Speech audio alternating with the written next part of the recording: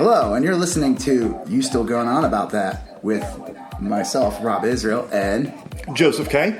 And you can find us on iTunes, YouTube, Spotify, Google Play, Castbox, and Podbeam. Please like, subscribe, leave a comment, and share it. Tell your mom about it. And while you're at it, we also have a Facebook page. You Still Going On About That. Again, like it, join it, comment, share it. And thank you and enjoy.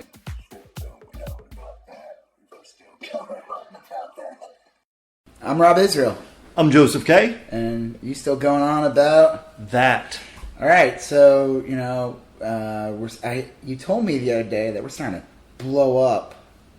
Right? Is that what's going on? Absolutely. We're blowing up? Where? Now, but where? We have for quite some time now been blowing up in the Czech Republic, which I feel like if you heard that on the news, you would think that a terrorist cell. Yeah. No, no offense to the. I started, and to be fair, we track how we do on Apple Podcasts and Spotify and a few other platforms that kind of like will keep track of episodes. And months ago, we started appearing on the charts in 3 places: Vietnam, nice, Australia, and and the Czech Republic.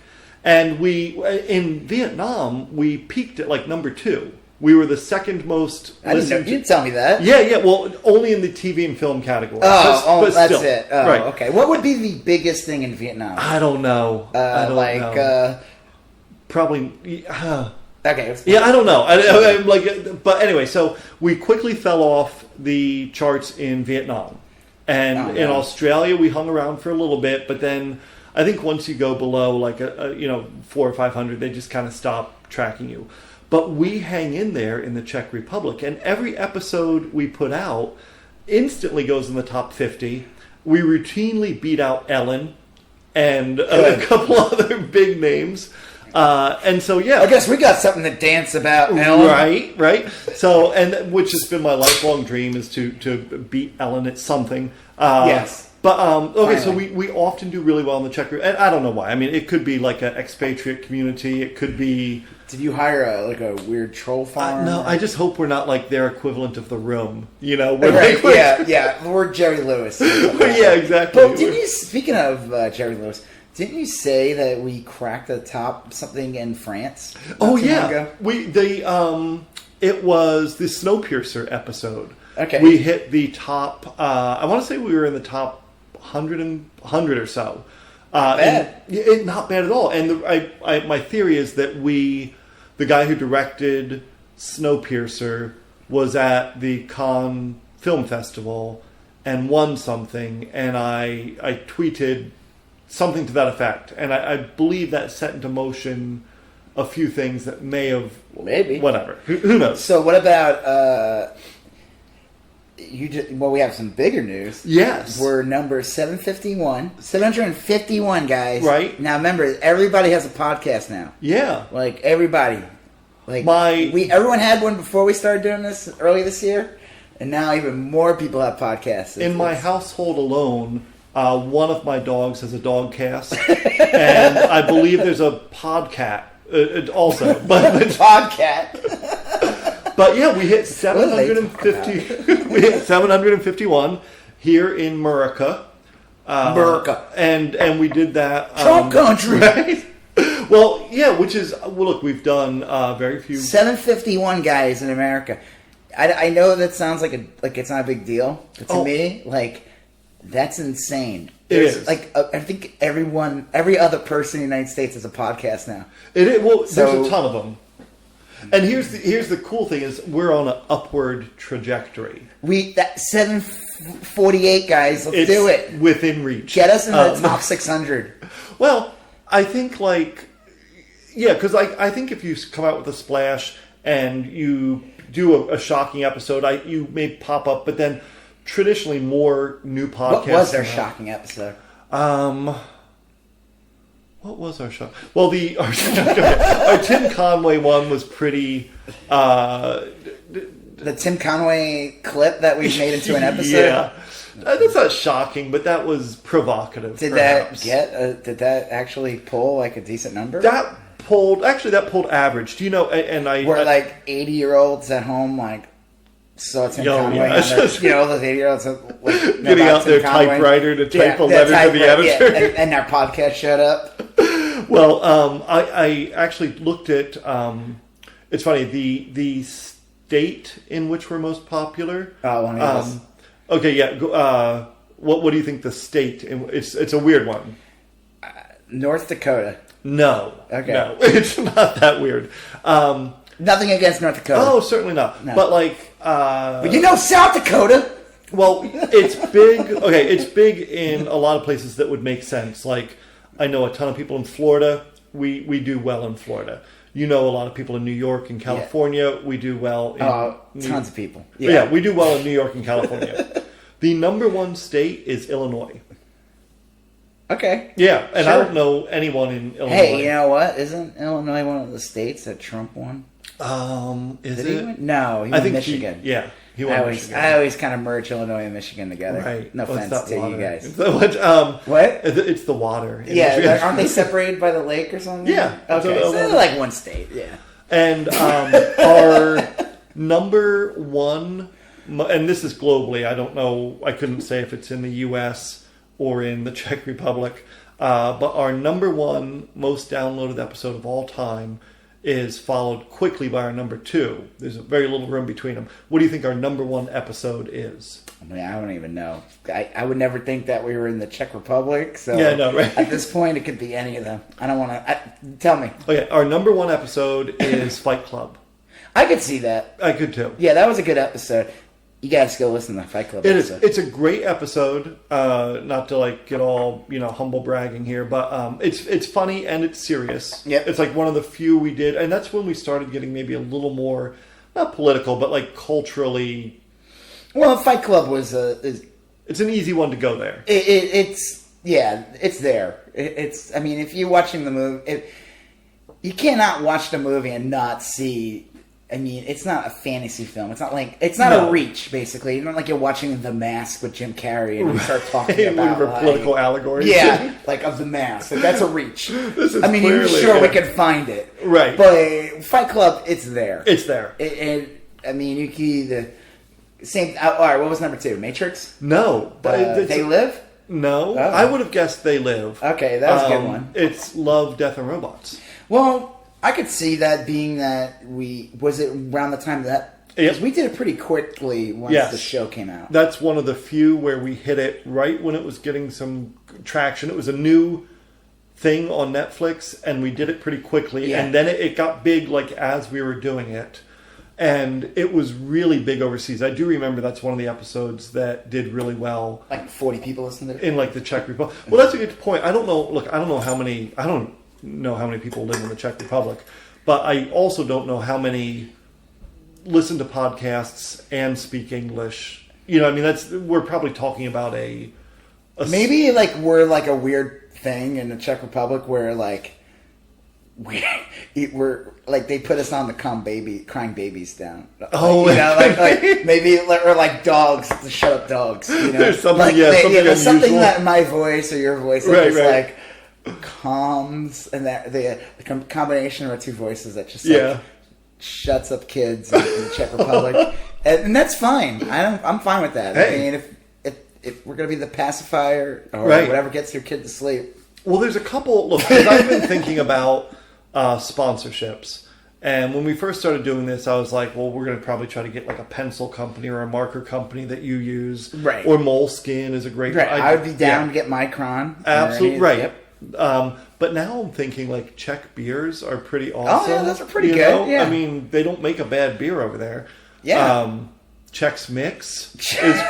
I think that's a stretch. Oh, you okay? Yeah. Well, yeah. There's a lot of Czech products. Those vans that are checkered. That's a bit of a reach. We're not. Yeah. Let's not.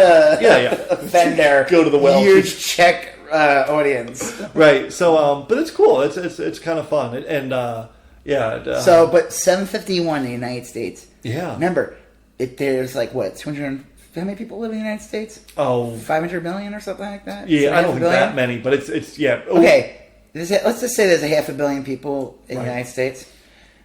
About 35% of that billion have a podcast. Right. So the fact that we're at 751. Yeah. I mean, damn.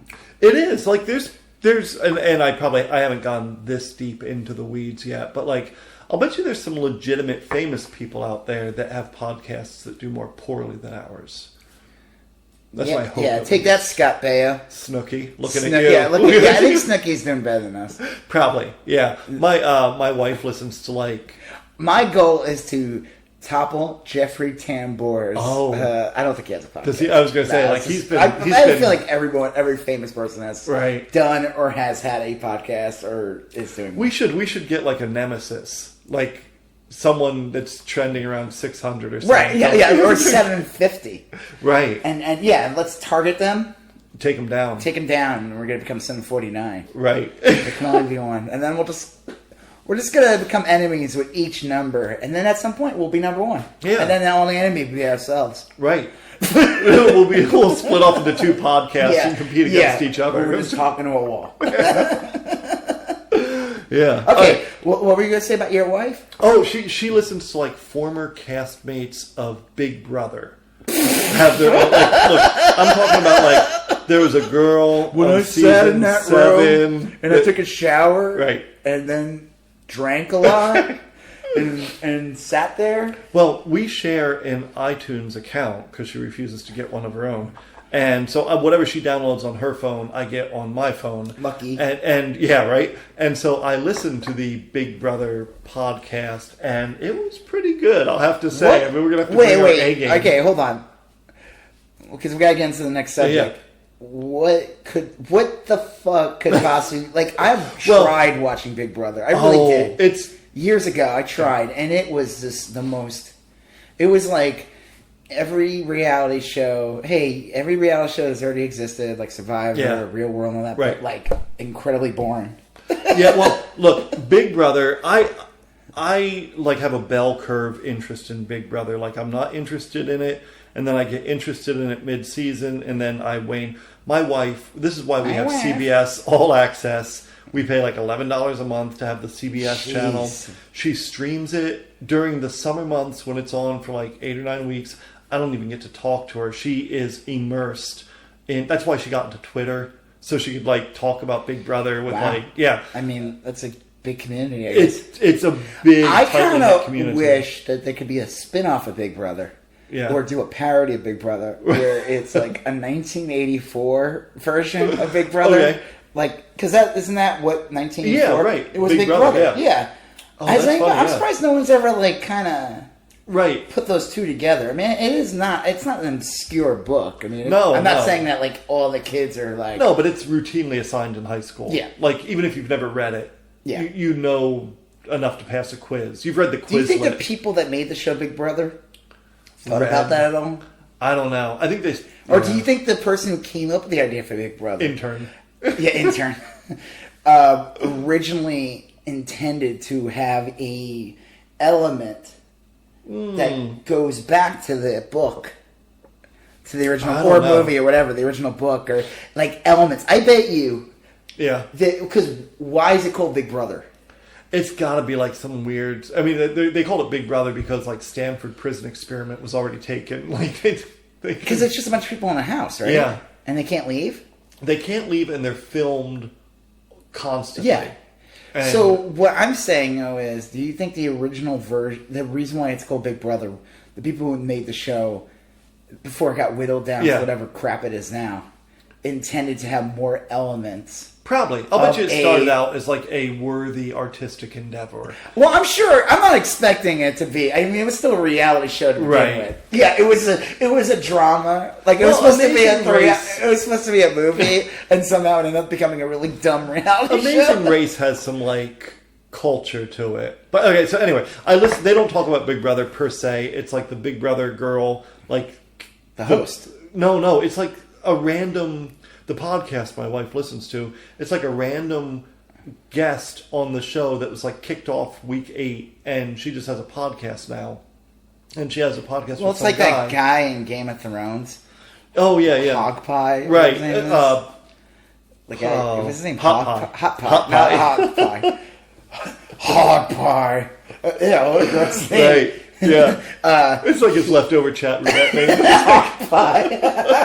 Yeah. He supposedly started a bakery that was like Game of Thrones influence. Oh. And it's like, it's just like he's like not a main star of the show. Sure. But I guess he was able to take that fame and bring it and make a bakery. Good for him. Yeah. Good for Hot Pie. Not Hog Pie. Okay, let's get into our subject. Right. So 35 years ago, roughly-ish, Yeah. this week or last week or something, Gremlins came out. Gremlins came out. Yeah. A Christmas movie.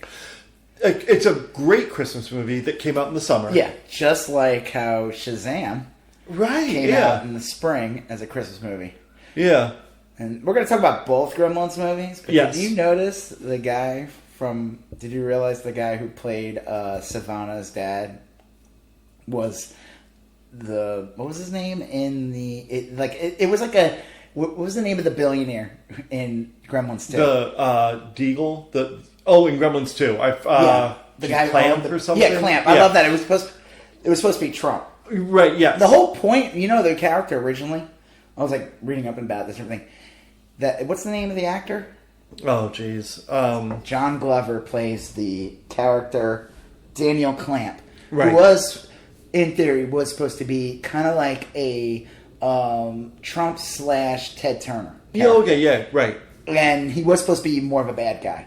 Yes. But because the way he portrayed the character, there was like an innocence to him. Yeah. Like, he was like lovable, even though he was supposed to be this like ruthless. Well, he was doing horrible things. Well, I mean, but he was so like he kind of. You remember Jeff Goldblum in Thor Ragnarok? Yeah. When he played like the master or whatever. He was evil, but kind of. But he was so like he didn't want to say the slave word, and right? Like the way he said things. It was Jeff Goldblum. It was like very similar. It's like yes. So he was not the bad guy of the movie, even though in theory he should have been. Right. Yeah. Yeah. No, that's a good point. Yeah. But I like though. Talking about that movie, and we talked about Shazam because he's in that movie. Oh, that's funny. Yeah, and he's a prick in that movie. Yeah, and then he gets brutally murdered by like sin demons. Yeah. Well, it's weird. Okay, so Gremlins was a Christmas movie, and I had forgotten that. I watched. We noticed that Gremlins was on Netflix, and I watched it last night. I rewatched it, and I instantly remembered, it's a Christmas movie, but that didn't stick out in my head when I was looking back at Gremlins. Yeah, I mean, then I remember there's like toys of like Gizmo wearing a Santa hat. Right, yes. And the whole plot of the film was that he was trying to get his son a Christmas present. Yeah. It's super, it's like Die Hard in that way, and it's like a little kind of sideways. I'm surprised Gremlins isn't brought up as like an ironic Christmas movie like Die Hard is. I swear it. Because like I said, we talked about this in the past. I have like a licensing background, and I swear Gremlins would sometimes make it to the novelty Christmas section of like clothing and stuff. Like they'd do like a Gizmo with a Santa hat. But yeah, it's funny how Die Hard, I think, started out, like the whole thing of it being a Christmas movie started as a joke. Right. And it just kind of grew out of control, where people will like just get really like Die Hard, my Christmas movie. Yeah. I mean, Gremlins, at the end of the day, like, the funny thing about it, it's like, it's pretty violent. It's very violent, People get killed. People get, like, injured really badly. But I don't know if people, like, almost place it as a kid's film, which it shouldn't be. Well, I remember seeing it as a kid, like, as a young kid. It came out in 84. Was it? Yeah. So I you guess were 36 when it right. I guess I wasn't too young. I mean, I was like, I probably was like 13 or 14 or something. Okay. And it was, I don't remember seeing it and thinking, this is a scary movie or I didn't shocking. See it in the theater. I did see it I think I saw it on cable or maybe VHS. Right. And I always liked it. And I was like really looking forward to seeing Gremlins 2 when it came out, it was coming out. Like I just didn't get a chance to see it. And I wanted to. And I remember watching it, Gremlins 2, on video. Do you know there's two versions of the movie? I believe it. I did not know that, but I believe it. Okay, I watched Gremlins 2? Or Gremlins 2. Okay, There's two different versions, because there's a scene in Gremlins 2 the theatrical version where Hulk Hogan shows up. Yes. Yeah. It's like in the middle of the movie or something. Right. And we'll get into, you're like, what the hell's Hulk Hogan do this? The movie is insane. So So Hulk Hogan's like, there's like a scene where like a mother is like doesn't like the movie and she's leaving the theater and like Hulk Hogan shows up. Well, I guess for video, they wanted to do, because it was for VHS. That makes sense. They didn't want to do the theater version, so they shot this whole thing with John Wayne, and that was the version of the movie I saw for years. It wasn't until like I think I saw it on HBO a year later or 2 years later where I got to finally see the Hulk Hogan scene. And I think I like that version better. Yeah, well, I saw both in the theater. And I saw them both when they came out. And I guess we'll talk about Gremlins and then talk about Gremlins 2. Yeah. Same boat as you. I couldn't wait to see Gremlins 2. Gremlins 1, the script was written by Chris Columbus. Okay. Right? I think so. Later on became... And I heard the script for the original Gremlins Who also gave smallpox to the Native Americans. Oh, yeah, right. Well, different Chris Columbus. Okay. But I heard the script was just terribly violent, and it had to be toned down dramatically. And so it was more of a horror movie? Yeah, well, it was, they say, and I probably have to do more research on it, they said it was one of the first horror comedy movies, and it kind of spawned a series of them, like Ghostbusters. We've done an episode on Ghostbusters. Ghostbusters came out the same year as Gremlins. Yeah, but like it was one of the movies that kind of spawned that. Yeah. It was successful. I would say Ghostbusters is like Gremlins is more violent than Ghostbusters. Oh, much. Yeah. And the original version had the Gremlins killing the parents, and there was a scene where the kid's downstairs and his mom's head comes rolling down the stairs. Yeah, and the original plan was for Gizmo to get wet and turn into Stripe. Gizmo and Stripe were originally the same character. Oh, so your brain... Yeah, that's lame. Well, I mean, I could see that, but like, don't get them wet, don't put them up to midnight. But the thing I liked about... Okay, so the thing I love about Gizmo is that when he's like... his voice, he's like yeah, like it was Howie Mandel, yeah, and he's kind of talking like you could hear. It's so funny they say it on a stand-up. I'm like, he's clearly saying something. Yeah, he knows English. He's like he goes, Bravo! You know, and it's like I'm just gonna call it Gizmo for the rest of the podcast, if you don't mind. Oh yeah, hello. He was great. Look, yeah. Oh, sorry. Okay, so go eat Gizmo. Go eat some food. It's midnight. Yeah, right? It's after midnight. So Gizmo. Well, Spielberg said no. People are going to want to see Gizmo in the whole film. Well, and that's why we can't have Gizmo also be Stripe. Right, and I think that's a wise move. Yeah, I think that's a more him becoming the bad guy in the end. That's like. I feel like it's already, even in 1984, it was probably already done already. It was like that aspect of like a horror monster. Like, right. No, it's like let Gizmo be like the little hero. He's like an early Pikachu. He is. Did you notice when you rewatched the whole thing? Didn't Gizmo seem like a little more pissed off? A lot more pissed off throughout the film than you remembered. He's definitely, and he's more pissed off in the second one. Yeah, he's he becomes Rambo. Yeah, that's really funny. Right. Yeah. Well, he's pissed because it's like the funny thing is he knows the rules. Right. The rules were great marketing. Well, okay, so let's just go to the beginning of the movie. You're introduced to this guy, right? Mr. Wing. Yeah. No, yes. the dad. Oh yeah, the inventor. Yes, Pelzer. Do you know what he supposedly was like a famous country singer. Really? That actor, yeah. His name is, I'm going to go look it up. Yeah. Well, he was good. Hoyt Axton. And all right, sure. I remember, he's in a lot of like his music is in a lot of movies. So he's in more, I guess he was a famous musician. But I remember him from a Different Strokes episode. Really? Do you remember the redheaded kid they brought on to the show, Sam? Sam. He was Dixie's son. Yeah. So at some point in the Different Strokes... See, the thing is, I always watch Different Strokes on reruns. Okay, I was a first gen. Okay, I did not... Yeah. I watched them when they were like already in syndication. They were already a couple of years old at this point. I was watching like 4:30 every day on like Fox or whatever it was aired on. So everything, I was like, and I remember at some point they decided to marry off Mr. Drummond. Right. to Dixie Carter. Yes, that's it. Yes. No, is it Dixie Carter? No. It was the designing woman. But Dixie Carter thing's different. It's not Dixie Carter. Are you sure? Oh my god, I'm going to have to look this up. What's her name? Okay, her name clearly was like Dixie or... there is a woman named Dixie Carter.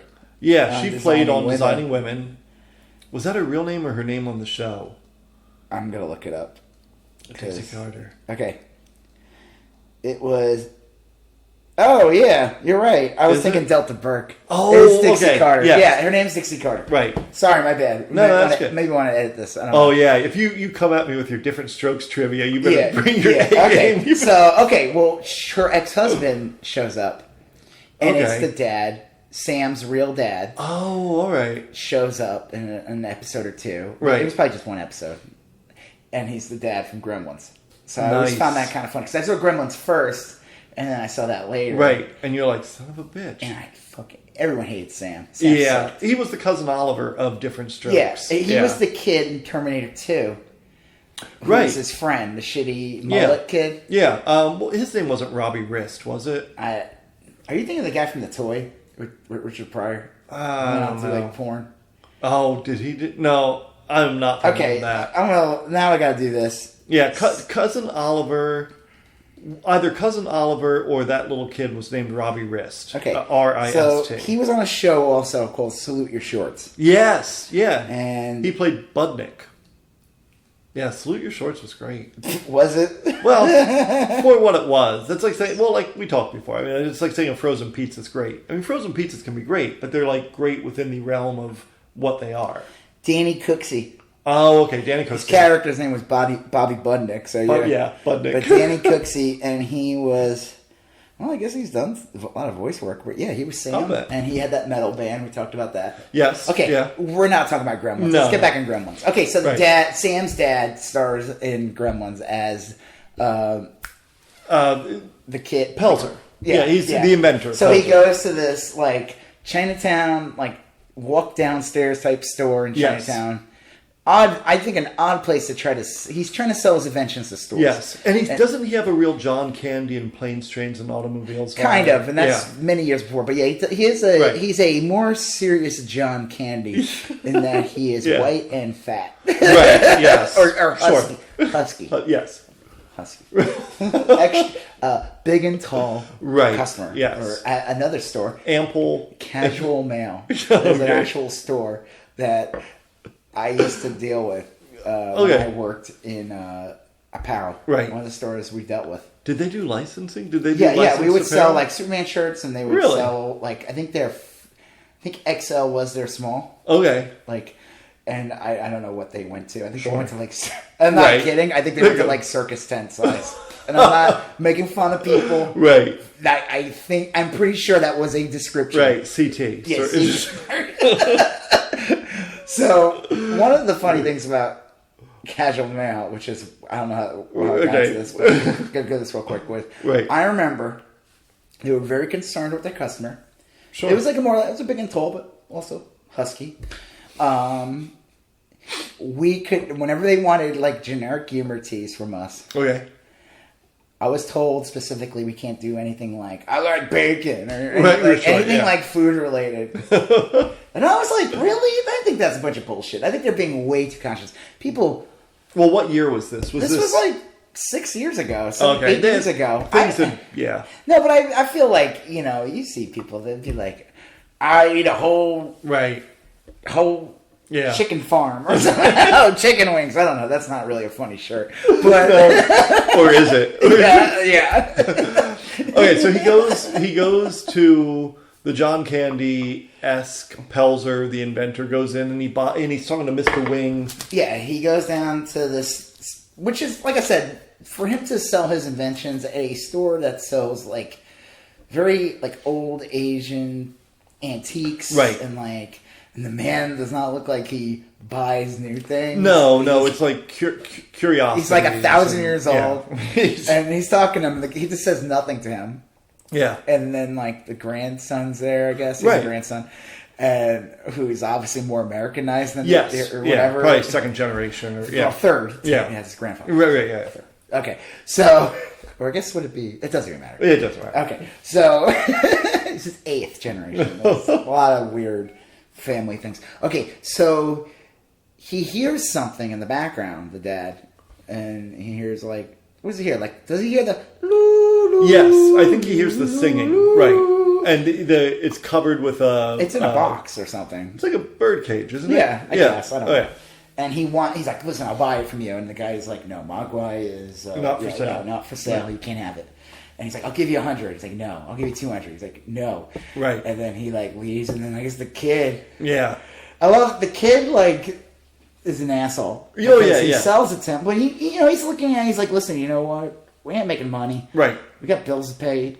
This is 1984, $200. That's pretty good. Yeah. I also find it for a inventor, struggling inventor who's not making any money. Right. The fact that he had $200 to blow. Yeah. I mean, because that's like easy $500 or $600 today. Yeah. Right. Yeah. And it's and okay, so yeah, and he's buying this creature that no one has ever seen before on the planet, and he's like, "Oh yeah, I'll just buy this." That's I'm going to buy this bizarre thing from my kid. But he gets and then rules. he tells them, he's like, and I find it really funny because it's like those rules can be so easily misinterpreted. Oh yeah. Okay, whatever you do, we'll keep it out of light. It hates light. Okay, right. Sure. Easy enough. Easy. Keep it away from water. Do not, and no matter what it does, no matter how much it whines or cries, do not feed after midnight. I would sit. If I was him, the light thing makes sense because I could see there's animals in the world that exist. They don't do well with light. Yeah. But I would say, what is he going to drink? Why? Yeah. What's he going to drink? Or why am I keeping him away from water? Yeah. Like, these are just like little simple things. Water's like the building block of all life. Yeah. I don't know. I don't expect him to say that. Like, give it juice? Yeah, like a nectar. Right. Does he suck the marrow off a bone? How does it drink? Yeah, what does it do? Like fluid. Yeah, he needs something. And what will happen? Right. That's another thing. What happens? Yeah. Because if I was a kid, I'd say, listen, and then whatever you do, don't feed after midnight. I'd be like, okay, what happens if he accidentally eats something? Not to mention, like, that's pretty loosely interpreted. Like, when does it stop being after midnight? Like, right, exactly. I guess once the sun comes up. If I would you feed it at 2 a.m., that's bad too? Yeah, I would imagine once the sun. Okay, that makes sense. Dawn. I'd clarify it though. Yeah, like, hey, at 5:59. Right. It's like remember Aquaman when you were a kid? He could stay out of water for an hour, 1 hour. Yes. After that, he's like dead, right? Or something. That makes sense. He dries up. He's just like. Oh! But like, I would say, like, hey.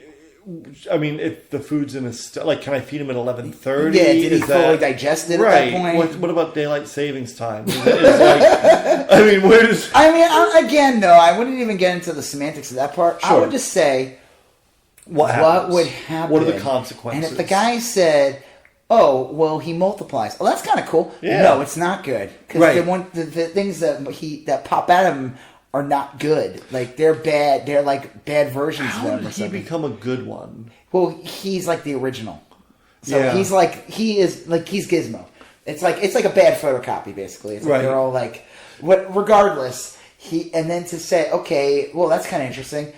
I mean, I'll try my best to keep it away from water. That's kind of tough. Yeah, because it's like 80% of the planet. Yeah, okay, so what happens after a feed of midnight? Oh, it turns into a blood-curdling monster. Yeah, like a reptile creature. Like it grows it goes into... It quadruples in size. It has claws that are bigger than what it was. And they're evil. Yeah. I don't want this. Right. Yeah. Thank you. I'll take the ashtray. Yeah, yeah, well, it is weird. Like, don't you think it's... I mean, I know we're overanalyzing it. It's a fun little movie. But I was watching it, I was like... I wouldn't be like, yeah... Like, okay, now Gizmo... The way people treat Gizmo in this movie, I found really funny, is that do other supernatural creatures exist in this world of that Gizmo, that this movie takes place in? Because I found, like, when people see this thing for the first time, they're pretty nonplussed, yeah. It's like the way I would react to a dog with a funny haircut. Right, yes. Like, I know it's a dog or a cat with a flat face. I'm like, oh, that's interesting, but I know it's a cat. And it's not going to start, it doesn't have little hands. Right. It's not going to start going, loo, loo. Right. And it's not going to be like going, blah, blah. You're right. I think I would act more shocked if I went to someone's house and they had a pet otter. Right. Than these people are acting when they have a supernatural creature. I'm like that when I see someone has an elderly person in their house. Yeah. Don't get it wet. Don't feed him after midnight. And whatever you do, keep them out of light. Actually, a little known fact about elderly people. Right. You should keep them in the light. Yeah. It's good for them. They photosynthesize. They're like plants. No, it's good for their brain. Yeah, I can see that. Well, you get vitamin D, and it stimulates you. Yeah. That's why people only live to be like 35 in Greenland. I was like, I believed you for half a second. Well, okay, so Gremlins.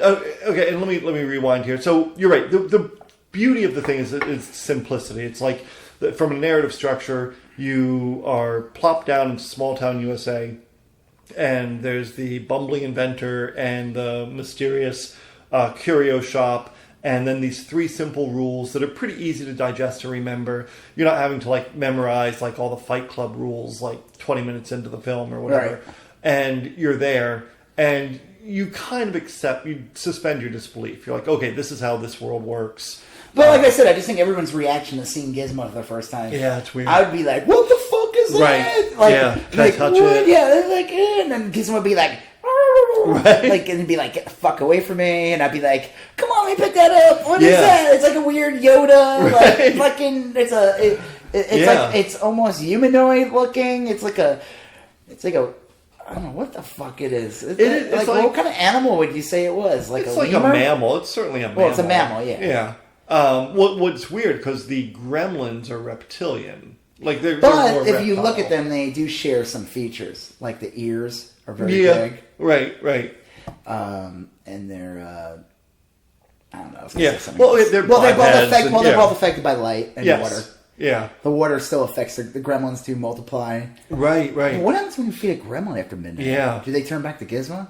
That'd be awesome. Well, they eat after midnight because they're eating popcorn in the bar. Yeah, they don't do shit. They're their full form. Well, that's the thing. They're certainly evil, right? They're evil creatures, but they're not like not all of them at least. They're not. Most of them aren't like they're evil. They're evil, but they're more like childish, like children without souls. The end game is they're evil. They're not good. They're evil. Yeah, they are evil for the purposes of the film. I guess I was just saying, like, I mean, on a Gremlins planet, maybe there's some good Gremlins. Well, like a lot of what they're like. Okay, so when they're like screwing around with traffic lights, they're just like out for laughs. And if people get killed, then that's just what happens. Gremlins have always like they didn't make that name up for the movie. Like they were in World War II. Do you remember that old Looney Tunes cartoon? Oh yeah, right. They referenced that. Yeah. Mm-hmm. So and it kind of operates like the same way. Yeah, it's an asshole. It's an asshole monster. It is. Yeah. Okay, right. So like he brings Gizmo home. Yeah. With the loose instructions. Like I said, I just find that really funny. It's like kid's like, hey, give me the $200. I'm going to unleash this. I'm going to give you a nuclear bomb. Yeah, basically. Basically what it is. Like Gizmo, the joke is, every time I watch Gremlins 1 and 2, Gizmo should be killed. Yes. And at the end in game, like, he should not exist. Like, he's like... I never read that before, I'd heard that before, but when I was reading today, a lot of people were making that argument that you have like a moral obligation to kill Gizmo. Right. It's like when you, like Fight Club, when we talk about like how you root for the narrator. Yes. Even though he is Tyler Durden also. Right. But you still, as a viewer, view him as a separate entity. Yeah. Even though the narrator is doing all the bad deeds, right. too. They're the same fucking person. So Gizmo, you root for him because he's cute and he's like the hero, but his existence, his entire existence is the thing that, like, I don't know where the fuck these things, like, is there any fan fiction or anything like, or is there anything out there that says, like, where the fuck does this thing come from? Is it from Earth? Is it an alien? Well, is there like a little town like a little village in China that has gizmos and... Well, it did. I read that Mogwai means demon. I mean, a devil in Chinese. Ooh. Like the characters. I guess there's 2 characters, Mog and Wai, and it means devil. So like Mogwai would technically be there demon. You go. Yeah. So I guess they'd be like demons, like little. It doesn't explain why Gizmo's cute and in like a neutral state. Well, I mean, he doesn't have to be hideous looking or a devil or a demon. Everyone just assumes it would have big horns, or maybe that's its true state. Well, but to lure people in, it would be this like friendly, charismatic, like... It makes sense because it's like a test. It's like, here you go. Here's 3 simple rules that are real easy to understand. Yeah. Don't do them. And then, like, within minutes, people are doing them. Well, they're, like, getting them wet. And... okay, so we'll get to that in a sec. So, like, the funny thing about Gizmo is, I think like I said, he's not a normal animal. Like, people, like, looking at their reactions to him is like the way they would react to a dog. And I'm just like I said, I'm like, it's literally like a foot-tall fur humanoid. Yeah. It's like, and it clearly has hands. It can speak. Yeah, it can do shit. Right. It's intelligent. It's adorable. Yes. It sounds like Howie Mandel. Hey, you sound like Howie Mandel, star of the hospital show. Yeah, St. Elsewhere. Yeah, that was a great show. That's what they should have said when they were in Gremlins. They should have been like, "Hey, why does Gizmo sound like Doctor that asshole on?" Yeah, he did play a jerk character, didn't he? Did he? I don't remember. Yeah, I never watched that show. I did. All I remember about that show was that it was revealed in the end that the whole entire series was inside of a snow globe that an autistic kid had. Yeah. Do you know there's a funny thing online about that? Somebody put this together. It's so ridiculous to chart the kid when it's all revealed. Howie Mandel's seen elsewhere that it all took place inside of a snow globe of this autistic kid. A kid was somebody put this together, and you can find this on YouTube on the internet. It's been going around for a while. I guess the kid's name was Tommy Westfall. Right, it was one of the doctor's kids. Yeah. And so everything took place. But the thing is, like most TV shows, there's spin-offs and spin-offs and spin-offs. Right. So somebody says that there are 400 TV shows going on in the snow globe. Okay. In the Tommy Westall universe. Like, because I guess TV shows will do like backdoor pilots. Right, yes. And then they'll even count like characters and stars. It gets a little loose. Sure, but there is a Tommy Westall universe, a tightly knit, and maybe Gremlins is in this universe too. Yeah. Well, did you notice? I'm sure you noticed when you were looking at things today. Did you notice that the town square in Gremlins was also the town square in Back to the Future? No. Yes. It's true. If you look at the town of Back to the Futureville. Well, that's the thing, too. Like, it's a generic town. Yeah. It's like, you're introduced to all different kinds of characters when you end up back, in the main place where Gizmo's now. You're introduced to Billy, the main character, played by Zach Galligan. Yes. An underappreciated actor.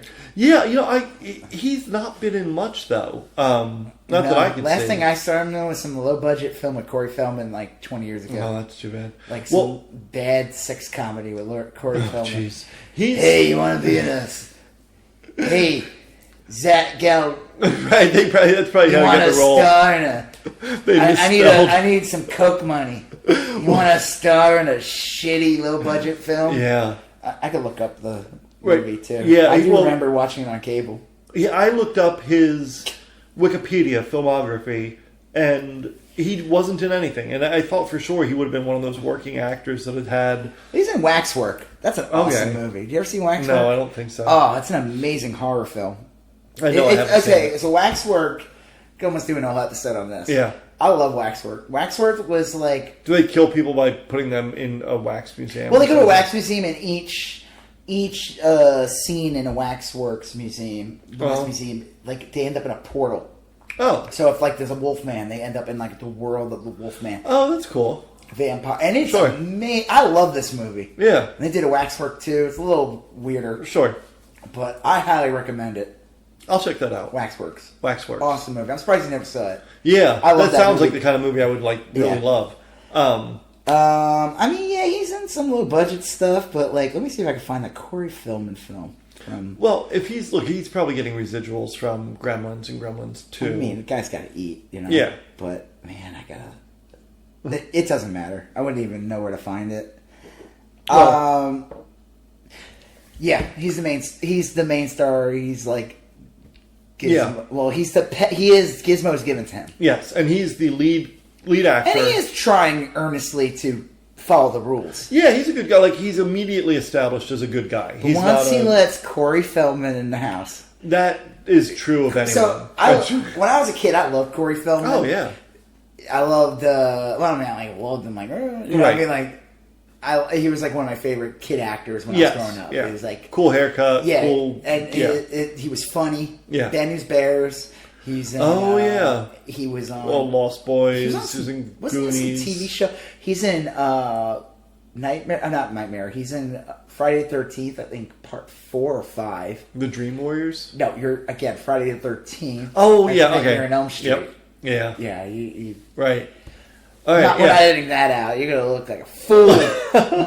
How dare you? They don't meet till you see Freddy versus Jason in 2003 It's funny or whatever. It's funny you say that because I was thinking today of Nightmare on Elm Street because I was trying to think of like horror comedy movies, and I would say that was not a comedy movie until like the third. Right? Yes, that's what I was going to say. Is the first one was creepy as hell. Yeah, the second one's pretty brutal. Second one was brutal. Yeah, the second one's really brutal. Third, fourth, then Freddy got to be like kind of a joke. Ha ha ha! Yeah, bitch. Yeah, right. Yeah. And then it eventually kind of came full circle. Yeah. But and then okay, so his girlfriend was Phoebe Cates. Yep. And her name in the movie was Kate, right? Phoebe Kate.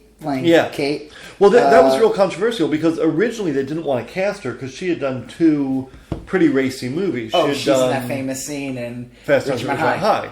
And everyone's favorite scene. Yeah. So you know what you're talking about. Such a great movie. Such a great scene. Yes. Yeah, I remember that getting worn out on my VHS copy.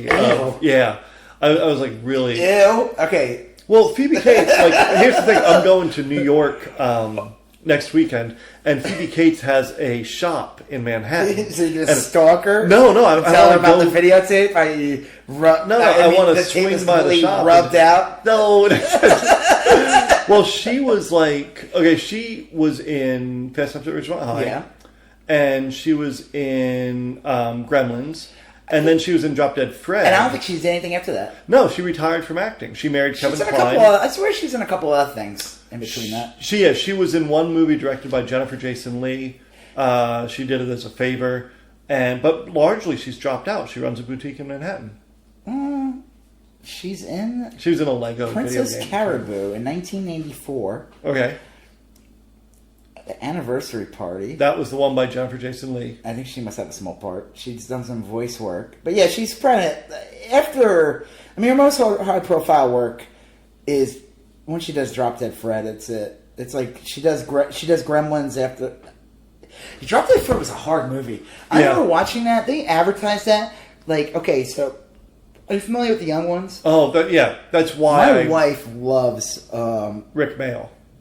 He was the guy. He just died a couple of years ago. Yeah. My wife loved that guy. Yeah. She loved that show. A great show. Well, the funny thing about that show is they would always like talk about how that inspired the real world. So I didn't... Oh, I could see that. Yeah. Supposedly that inspired the real world. Sure. But I remember I didn't see Young Ones much later. My wife got to see it. My wife. Come on. Right, my wife. Great Brad impression. My wife. It's like he's here. So she, like, I guess, like around the time of when the show was first premiering, they would replay The Young Ones on MTV a lot. Okay, so that's how she got to. I'm pretty sure I could be wrong. That's how she got to see it a lot. No, I first saw it on MTV, and I'll bet you it was around that time. I never put 2 and 2 together. Okay, but. I didn't see it 2 years later. Right. I watched it and I was like, how? Because when people say to me, this is one of the inspirations to the real world, I did not expect it to be a zany British... It's so good. Very British yeah. TV4, whatever they call it, right. show. Like, I can see it, though, because it's 4 very different people forced to live together. Right, but the show is like, it's typical British humor of that time, but it's insane. The characters are insane. And I was like, again... It's a little Gremlins too. Yeah, it is definitely a Gremlin. If you're telling me this inspired this like reality show, right, which was like, more serious back then. Yeah, it was. It was like a social experiment. It wasn't the frat boy shit that it became years later. Right. It was like they had like artists and different people, different cultures. Yep. It wasn't until Puck. Puck ruined everything. Yeah. And I say this to this day. Well, wasn't he in the first season? No, third season. Oh. If Puck didn't exist, Trump would not be president. Yeah. And I could see that. Puck is the first heel He's on like a reality patient show. zero. And he's patient zero. Right. And after that, they had to have that type of person, and Trump is like reality TV. He is Puck. Yeah. And I know people are gonna be like, "What the fuck are you talking about?" Right. What the puck you talking Yeah. about? What the? Well, okay, so yeah, so Phoebe. Okay, so Back to Gremlins, I guess. So you got Phoebe Cates, and I heard that there's a lot of big name actors up for the other role, the male role. But Phoebe Cates liked the Zach guy, and they had good chemistry, so they took him over Emilio Estevez and a few other bigger name people. Yeah, I could be wrong on that, but it was I believe it. It was bigger name actors. Okay, that's fine. I think he was perfect for the role. I Perfect. can't anybody bigger. You need whatever. someone a little anonymous. You don't want to take away the spotlight from Gizmo. Like if you have like Marty McFly, right? like him with Gizmo, it'd be like people would be like, who's more important? Did you notice? Because you just said that, and I'm like, they sold a lot of Gizmo-related toys back in the day. Yeah. Did you notice there was like a ton of product placement in Gremlins, the first one? No. There was like an Allstate office, and there was like a Citgo gas station. So it's funny when you see those type. Okay, those like for some reason those don't bother me. Yeah, very natural. They're natural. They're real world. Because they exist. Yeah. It's when they're holding like a can of Coke. Or they start talking about a very specific place to go eat. Like, let's go eat at Applebee's later. Or, you know what I really like? What's that? Jamba Juice. Oh, they make the best juice. Right. The worst movies to this day, the ones that it's anyone from Saturday Night Live. Any Saturday Night Live movie, anybody who from Saturday Night Live that makes a comedy. Yeah, they wear it on their sleeve. Like, I remember one of them was like a Tina Fey movie with woman from Saint Live also. She was from like she was Parks and Rec. Leslie Knope. But, Amy Poehler. Yeah. They made a movie together. Speaking of the Jamba Juice, and I remember half the plot was about Jamba Juice. Oh, jeez. All right. And like, because the guy, she's like one of the people's like dating a guy who owned like a juice place, and his number one competition was Jamba Juice, and they were talking about how great it was, and I was like, so that kind of advertising. That's awful. Garish. Like that ruins a movie. But having stuff in the background, like people talk about, like one of the earliest product placements was like in Superman. Like he's like eating Cheerios, and then like in Superman 2, he throws somebody into the Coke sign. Yeah. Okay. But like that was in New York, so it was like those things exist. It's when like you said, it's when it's garish. When it right. But what is there any bad ones in Gremlins? No. It was just like I guess Mr. Wing. Like no.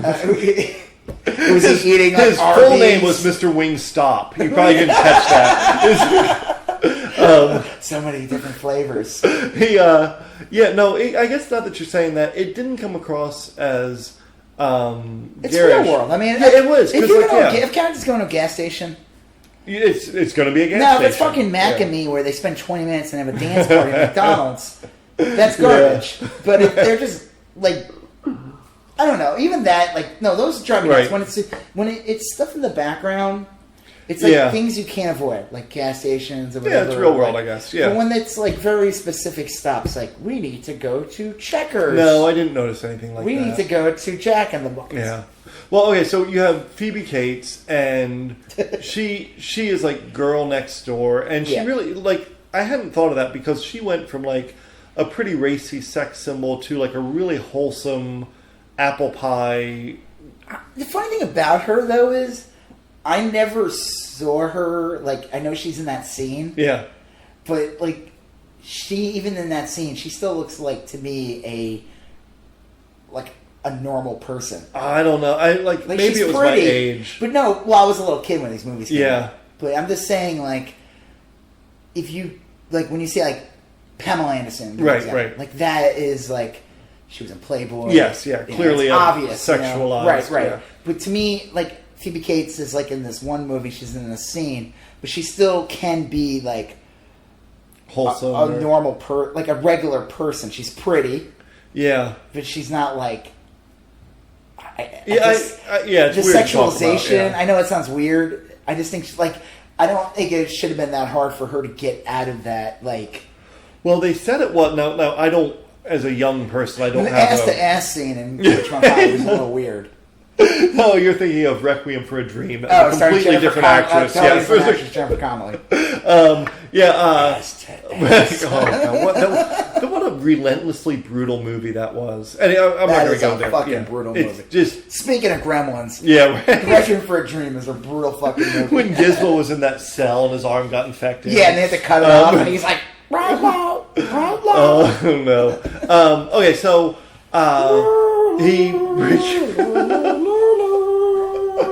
he comes home. It's Christmas. It's clearly Christmas. Well, that's why Gizmo's there. They introduce Mrs. Deagle. Oh yeah, she's a stone cold. She is meanie cat lover. Clearly. She's the rich. Well, so you're introduced to all these different characters. It's a small town, all this stereotypical. So she's the rich old lady, and she's mean. Like you see like a woman with her kids, and she's like talking to her outside the bank, and Miss Deagle's just an asshole. Yeah, she's like, oh, am I supposed to care about these kids or whatever? And the Zach Alkin character Billy works at the bank. Yes, and you find out that his job basically supports the family while his dad fucking invents ashtrays, smokeless ashtrays, and all kinds of dumb shit, right? Yeah, and spends $200 on mythical monsters. Sure, right. Yeah, it does have because he works at a bank. I'd read a whole bunch that it was supposed to. This movie, in a lot of ways, was supposed to mirror It's a Wonderful Life. Oh yeah, I can totally see that. But I didn't see it until I read it, and then I was like, oh, okay, I see it. But the town and everything. Well, okay, so you're introduced to Judge Reinhold. Yeah, a great actor who I feel like is not fully appreciated. Who was also in Ridgemont High. Who has a great scene in the movie too. Yes, where he's in a pirate uniform. Fucking knock anyone. What? That scene, he's in the bathroom and was he dating Phoebe Cates' character? No, he was dating. Who was he dating? He was dating some girl, and his little sister was Jennifer Jason Leigh, right? She's the one who ends up getting the abortion in the movie, right? Okay, right. Speaking of abortion, in Gremlins, and that's when Judge Reinhold cut off his dick. Yeesh, Judge Reinhold. Not a good judge of things, I guess. Right. But he's just in the movie for 2 scenes and you never see him again. Yeah. You feel like he's going to be a bigger player in the movie. Yeah. Because he's Billy's rival at the bank. Right. He gives him this speech telling him how, at 23 he's at this, 25 he's going to do this, by 30 he's going to be a millionaire. Yeah. And you never see him again after right. that. He doesn't get killed by a gremlin. I'll bet you there is because cutscene. I was going to say because the movie comes in under 2 hours. It's maybe an hour 45, maybe something like that. Yeah. I'll bet you there's a 2 hour and 15-minute version out there where he has an arc. I feel like movies back then. Yeah, they kept them close to. They kept them an hour and 45 minutes, 2 hours.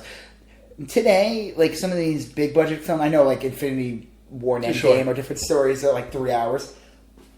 But all these movies on average now, even you look at the first Star Wars movie. Oh yeah, I think it's 2 hours. Right. And Last Jedi is 2.5 hours.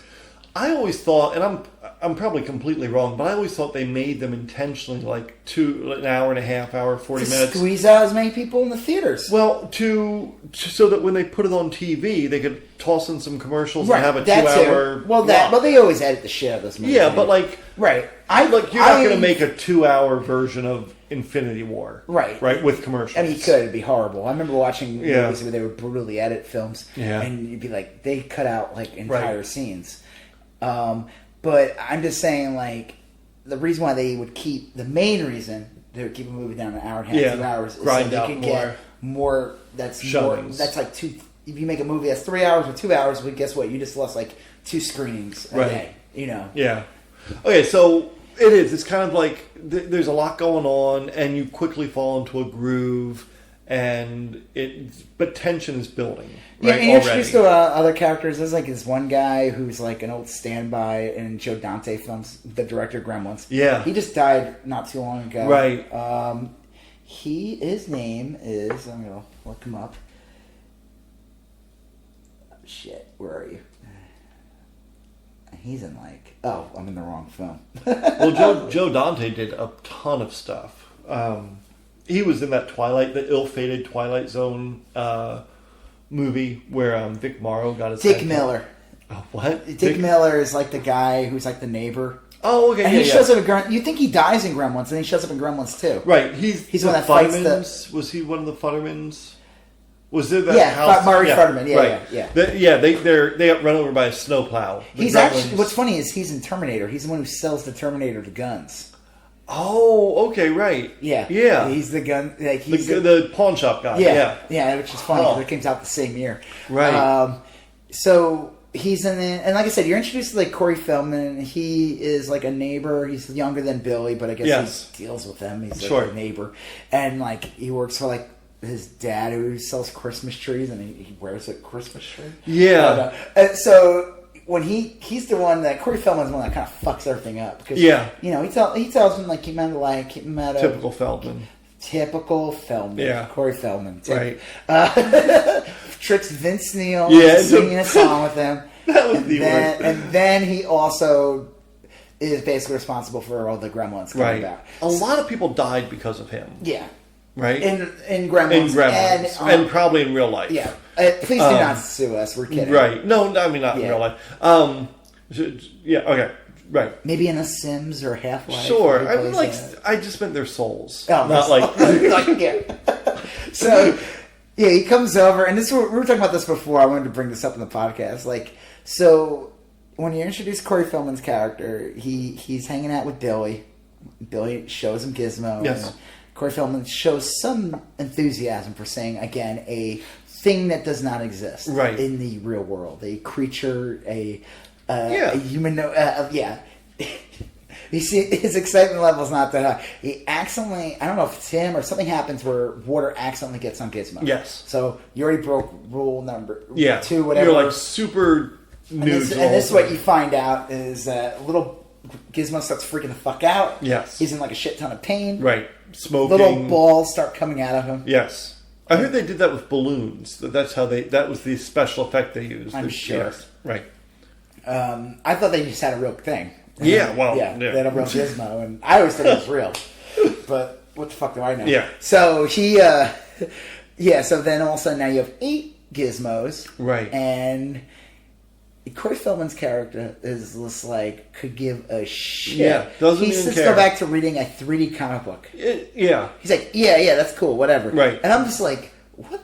Is there something wrong with him? Yeah. Is he like... He's like, yeah, I've seen that already. Like, yeah. So I'm like, is this planet... Is this not Earth? Is this another world where things like this exist? Because look, we know that there's no known supernatural elements because later on in the film, when Billy goes to the police, like nobody believes him, and it's clear that there's not... That's so Corey Feldman's character is just a complete... He's just too cool. He's too cool. His name is Pete Fontaine. So Pete is a little shit, and he's just like, whatever, I'm just going to read this 3D comic. But later on, you see Gizmo reading that 3D comic. So that 3D comic must have been really fucking good. Right. I mean, he was probably like, yeah, this is really good. Who cares? Did they have 3D comics back then? Yeah, I mean, it's just a very simple thing. I guess you're right. Yeah. All right, so, and they get him wet, and he multiplies. And they're assholes. Yeah. The duplicates, or whatever the hell they are. You see them all, and they even notice like the one that like tries to bite him. Strike. Yes, Strike. He's got like the little mohawk. He's the leader of the bad guys. Yeah, he's like they show Gizmo later. They're all like, and like of course the dad who's his first thing is like, I'm going to sell these all over the country. I'm going to be a millionaire. Yeah, you know? and Gizmo knows that shit's going to go down. Yeah, that's the thing. Yeah. Gizmo is aware. Clearly, he's aware. Like he knows the rules. Even Gizmo's like, I've got the brain the size of a chickpea, and even I could figure this out. He's like, I could fucking tell you that you should kill me. Right. I've been trying to tell that that man in the store to kill me 1,000 years ago, and right. So, and then of course, blah blah. They eat and they turn to fucking gremlins. Yes. They eat at midnight. Yeah. Oh, did you see them tie the dog up? Yeah. I'm like watching this movie. I'm like, they really tied the dog up. In the original script by Chris Columbus, they eat the dog. I could see that. Yeah. But they tie the dog up with before they're gremlins, when they're just little evil monsters. Yeah. They put it in like on Christmas lights. Right. And I was like watching it. I'm like, it's 1984. I'm like, they really tied the dog up.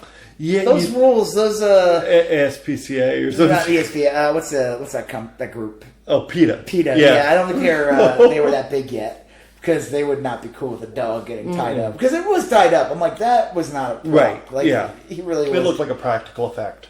I don't know. I tie my dog up with criticize, and he's like, "Thank you." Well, now this is kind of a sidebar, I guess, but like, did you notice that everything was coated with snow, like a very obvious fake snow, like? Well, the whole thing. I mean, even in the end of the movie, yeah, Mr. Wink shows up. Right. Magically shows up, like he knows where this guy fucking lives and everything. Right. And he's like, "You guys are not ready for Mogwai." Right, the gift of the Mogwai. He's like, tells the kid, "Maybe one day you are, but you're not ready yet." Hence, a sequel. Right. Well, but you see him go walk off in the end, and I was telling my son, I'm like, "That's a painting." Yeah. It was like such an obvious matte painting, and you see him walking. Yeah. Mogwai. Oh, that's fun. Yeah. You're right.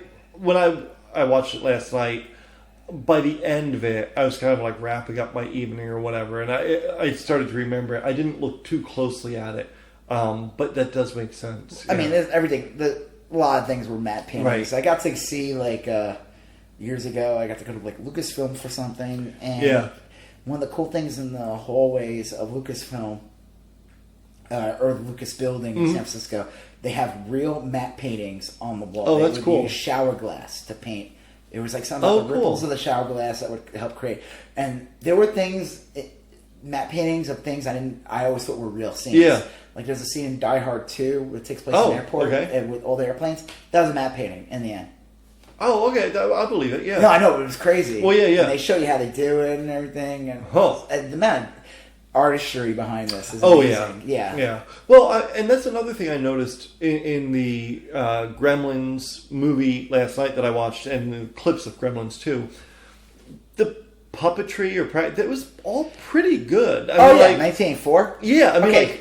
So we're talking about Gremlins. I mean, we liked it. Oh, yeah. Obviously. Great. And then they make a sequel. Right. We're gonna. Yeah, you want to jump into this because we're deep. Sequel. Yeah. Yeah, we're already. I mean, Gremlins is awesome. It is. It gets real violent. Yeah, it gets real violent. There's the famous Phoebe Cates scene where she talks about her dad getting with Santa. Right. It's a very disturbing scene. It comes out of nowhere. They're like trapped in a room, and what happens? She says that her dad died by dressing up as Santa Claus to surprise them, and he got stuck in the chimney and died. And then dumb. Right, and then they didn't notice it until like the smell came, and so anyway,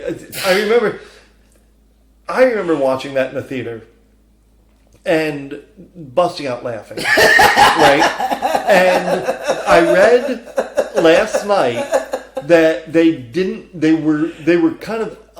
were undecided about keeping that in the film, and the argument against it was that you can't tell right away if it's supposed to be funny or sad. Right, and Spielberg said that's exactly what this movie is. Like, you can't tell if it's like a funny movie or a scary. The first movie it's played more serious. The second one's a farce, but the first movie, I mean, there's a scene when they're in a bar. Yeah, and they're being weird, and then at the movie theater, and they're being like gremlins. Right, it's like it gets like very cartoonish in some parts. There are parts that are cartoonish. There are parts that are straight up horror. Yeah, I mean, the mom's fighting them in the kitchen. Yeah. And then there are some scenes that are just like, I remember watching last night. There's a scene where they're playing poker, and like I guess one of the gremlins has like a card up his sleeve, and Stripe pulls out a gun and shoots the other gremlin in the head. Yeah. And I thought that was like really jarring. I mean, I was like, wow, that's like terrible. You know, I mean, and it's a fucking gremlin. Right, yeah, it was a fucking gremlin, yeah. And he's just like, shit, just throw some water, I'll grow like 15 more of you. Actually, at the end of the movie, that's what happens, right? He's like in the fountain, he wants to multiply again, but then the light comes down and he melts. But then, okay, so I saw Gremlins and I loved it, and then they came out with a sequel.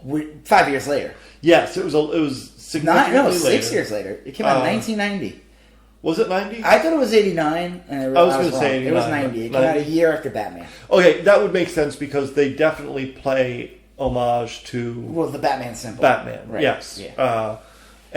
We should just talk about the Key and Peele skit. Yeah, well, look, when we said we were going to do this, I always research. I'm doing air quotes. I research it and I look for things like, for YouTube clips. Well, I do. I mean, like sometimes I read a tweet or so, or I just kind of like put my finger on the pulse of the zeitgeist and see what people are saying about it.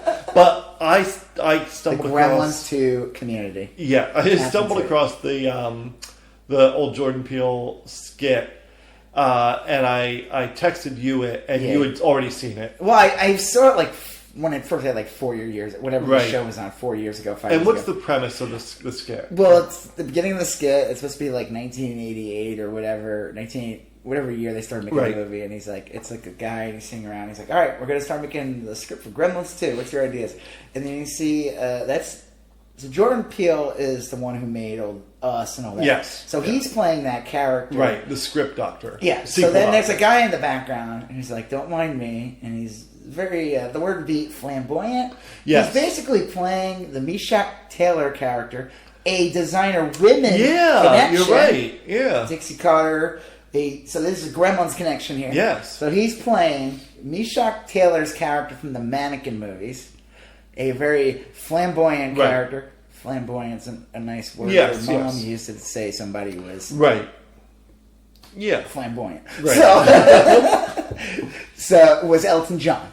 Yes. So brilliant musician. Yeah, they were just brilliant musicians. So he's basically like playing the Hollywood character from Mannequin. Yes. And he's just like, hi everybody, my name is like whatever, and he's like talking about, and he just takes over the meeting, and they're talking about like how everyone's going to get to design their own gremlin. And at first they're like, what the fuck, what do you mean we're going to design a gremlin? Right, they're like the gremlin design. We don't need to mess with it. And it's pretty funny though, because I mean, I was in like a replay of the skit. Just look it up. Key and Peele Gremlins 2. It's amazing. Yeah, it's really fucking amazing. But I did watch some things on it, and I guess to get people interested in making the movie, because the one reason why the movie took so long to get done, was they did want to get Joe Dante to do it again. I think they wanted to get the same makeup people to do it again. But they were like, was that Henson at all? No, it felt like a Henson. Is it Stan Winston? Oh, was it him? Yeah. It had like a Meet the Feebles. Well, it's a famous person who did the monsters. It wasn't Henson. But to get them excited, he was like, listen, we want to make this movie different. Like, we're not going to... Mission accomplished. Oh, yeah, it's different. Like, honestly, when I first heard of this Gremlins 2, and I saw the trailers, I was excited to see it. Now, I knew it would be kind of a comedy, because even the first Gremlin has some humor in it, and there's some goofy scenes. Yeah. But man, Gremlins 2 is ridiculous. It is a complete farce. Yes. And the thing that's crazy about it, though, is it's almost... I don't know if it's called for. Like, I feel like... Was Gremlin... Like, when you make a farce like that, it's usually off of something that's very big, like super, super popular. And you do it closer to when, like, a year or two after. You're talking about that series of movies, like, that came out, like the Scary Movie? Yes, exactly. That's what I'm trying to think of. I guess. I mean, yeah, sure. Like, just something that, like, if you're going to make a farce of something, I feel like it's got to be something that's, like, super fresh in people's minds. Yeah. It's got to be something that's... Right, like, and there's a lot of distance between Gremlins 1 and 2. Yeah, it's like 6 years has gone by. A lot of movies have come out since then. It was like they all got drunk in a room, wrote down all their ideas, and kept all of them. Well, supposedly the joke is that, like, WB... It's because, what was it, like a year or two later, Batman Returns comes out. It's like... It's almost like... We're happy to get these directors back to do the sequel, so we let them kind of give them carte blanche and let them do whatever they want. And we end up regretting it. It's like Tim Burton gets to do whatever the fuck he wants in Batman Returns. He ends up making a movie that is way too violent. Yeah. And, like, moms and dads are, like, freaking the fuck out. Right. And it's very weird compared to the first Batman movie. It is. So this movie is, like, just... super bizarre. It's crazy weird. I like it. I mean, the Gremlins in it look awesome. The sequels, they would do these sequels and they would give people carte blanche. Well, these are very specific cases. Usually they don't. Usually sequels to movies, they won't even get the original people. They'll just go in real cheap. They'll get they just shit it out. You know? Well, were they before the 1980s? I know the answer to this kind of like intellectually, but before the 1980s, I always got the impression that sequels were somewhat rare. Sequels, okay, so even like back in the day when I was a kid, I remember like finding out there was a Son of King Kong, which was technically a sequel to King Kong. Okay, true. So it came out a couple of years later. They were able to get like 1 or 2 of the stars from it, but you're watching it, you're like, okay, this is this is a much low budget film. Yes, I think if they ever made a sequel back then, pre-Star Wars, it's very rare. Like the budget would not be as good. Right. It was just a cash grab. Like Godfather 2 was just as good as Godfather 1. If not better. Yes, if not that better. changed everything. It was around the 70s maybe that sequels kind of gained. Yeah, because even like some... Planet of the Apes 2, like some people might say it's a better movie. I don't know, but it's not. They couldn't get Charlton Heston to be in it. I think he shows up for like one little scene in the end. Yeah. You could see as each sequel they downgrade. Right. It's not like today where the budgets get bigger. Yes, yeah. The sequels... I remember sequels like even when I was a kid, they usually tend to be just get shittier. Right.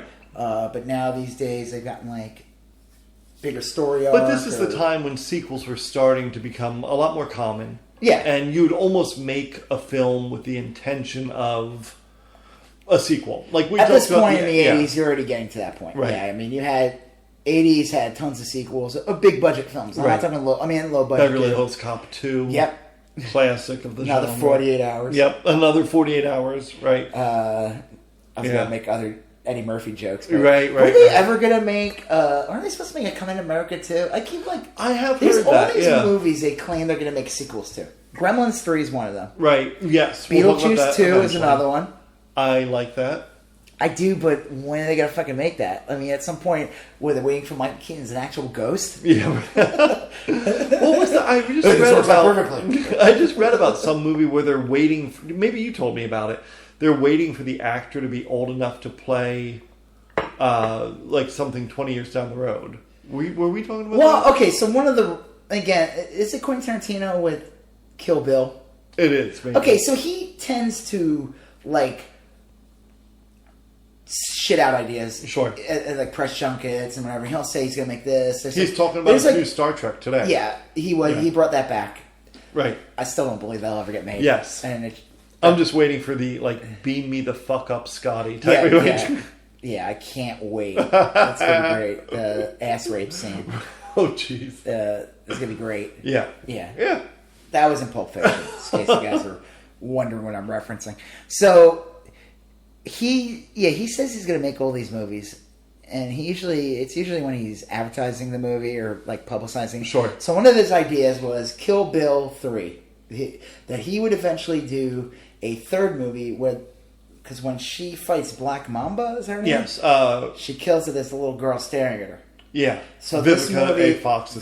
Fox's kid sees her kill her mom. Yeah. So this third movie would take place 15 years later, even though we've already passed this point, so this movie's never getting made. No. Where she is going to hunt her down. Yeah, I'll buy that. And so it'd be called Kill... Beatrice... Potter? Well, no, it's not like Beatrice Tricks, is it? I don't remember. Yeah, it was something... Anyway, yeah. But it would be like she would... Sure. So it would be like in that universe, and it would be... And it sounded like a great idea at the time, but even he was probably just like, after he did like that bump of coke, he was just like, I'm going to make a movie where I make Charles Manson look cool. And stuff. Yeah, well, look, I thought that Gremlins 2 worked on a bunch of different levels. I thought, it was a great movie. It was a Gremlins movie.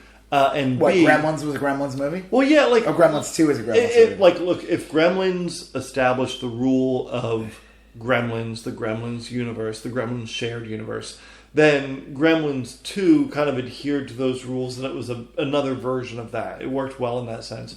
Well, but, man... completely bonkers. I wouldn't even say it was a movie. It broke the fourth wall. Yeah. It's not a movie. That's the problem. It's a movie about sequels. It's a movie about sequels, and it's weird because it's like I appreciate it as I'm older, but it's an insane film. It makes no like. That's why when they talk about making a Gremlins 3, I'm like, what the fuck? How would you recover from 2? I mean, I guess it doesn't even matter. Again, I'm so tired of these like. You know, we talked about Terminator. They're going to make... Right. No, this next one ignores those 3 movies. Yeah, I don't want like them to that be either. like making a Gremlins 3. They're like, well, this ignores 2. No, from what I read today, that they're still talking about it, and it's going to be not a reboot, not anything. It's going to be a sequel, a direct sequel to 2. That's the current plan. It's going to be great if Clamp is president. Yeah. Well, what I did see something like that where they talked about the Gremlins working for the Trump administration. Yeah, I'm not even kidding. Like, you can Google that today, and they talked about that. That'd be really funny. I could totally see that. Yeah, I could see them doing a direct sequel where they kind of bring up the guy who was filming. Remember, there was a guy who was making a movie during Gremlins 2. He's the Japanese photographer, videographer. Yeah, I could see them doing a sequel where they pretend Gremlins 1 and 2 really happened. Oh, it's like a documentary? Yeah, kind of like that. Kind of like... I don't know. I'm always like one... Well, okay, so let's just describe Gremlins 2 real quick. Okay, so Gremlins 2 starts off pretty straight-laced. Sure. It begins with, like, I guess, Gizmo, the old man... passed away. And Mr. Wingstop. Yeah, Mr. Wingstop. Yeah. Yes. All delicious spices. Mr. Wingstopped. Yeah, he's I get it. Yeah. He's dead. He stopped living. Next time I go to Wingstop, I'll bring that up. Right. Ask them what they got in the back. You hear a little singing. Yeah. I knew it. Right. So... We're not saying that Wingstop uses... This is why you close at 11:30. This is why So, I guess he died and Gizmo is out. But he's out during the day. I guess he's fine. Yeah. He doesn't fry up like turns a puddle like... I guess so. I never thought of that. I guess he just hates bright light. But he gets taken by this industrial company, right? Yeah, the company that works... So, then you find out, you see Billy, he's living in New York with Phoebe Cates' character. Yep. And he's like a designer there. Sure. A cog in the machine. Yes. It's in the same building. Again, it's making fun of like Ted Turner, Trump, and all these like... It's funny. It takes place... I mean, the movie's like over, almost 30 years old already. Yeah. But it touches on things that like... are happening now. Yeah, you're right. It is, and it even feels like, look, I didn't watch the whole film. I saw maybe 20 minutes worth of clips on YouTube. It felt more modern than it looked. Right. You know? They touch on like all the different shows, all the cable channels. Yeah. I guess like the fact that it was like just a Food Network and, and the Archie Network and all the Like and then like one of the main stars, I couldn't stand this character. One who looked like the grandpa from the Munsters. I don't know why that guy bothered me, because he's in the movie so much. Right. Yeah. He's like a failed horror host. Yeah. And it's just... that was weird, yeah. It's a strange movie. I mean, we could go into details, but it follows the same story structure. Gizmo gets wet. Yes. Gizmo turns... But this time they make him more unique looking as that Key and Peele... Right. Thanks to that Key and Peele skit when they came up with all those ideas. Well, you had, too, the brainy gremlin. Well, he didn't become a brainy gremlin until later. Right, yes. He wasn't a brainy mogwai. No, he was just a gremlin that got... He was just a random gremlin that just got the brain serum. Right. And when he came to sentience or whatever, he started explaining the dynamics of the film to the audience through another character. He was like, here's what's happening. You do this, that, whatever. Which was really helpful. Yeah, I like the vegetable gremlin. The vegetable gremlin. The goofy one. Taffy. You mean... right. Wait, how's it go? He's like, whose sole purpose in the film is to look stupid as fuck. He's like, and well, even when he's a mogwai, he's like got the googly eyes. Right. He's just like, he's there to look stupid. You know what's funny? They talked about this in the movie. I was watching like behind the scenes clips of it. And after watching it, I'm like, well, it totally makes sense. Because I always feel like whenever they would show those scenes of those puppets, they looked bigger. And they were bigger. Okay. They made like puppets, like zoom-in puppets that were like double the size of a normal mogwai or something. Oh, okay. Like and like when you're watching it though, the zoom-in, it just, because compared to because he never really CGI yet. So Right. you're dealing with multiple different puppets, so things are going to look different on screen. So when you see the puppets in the distance, you see them, it just looked like different. It just, I don't know what it was. It just felt bigger and. Well, I watched a scene where I kept looking for the electricity gremlin.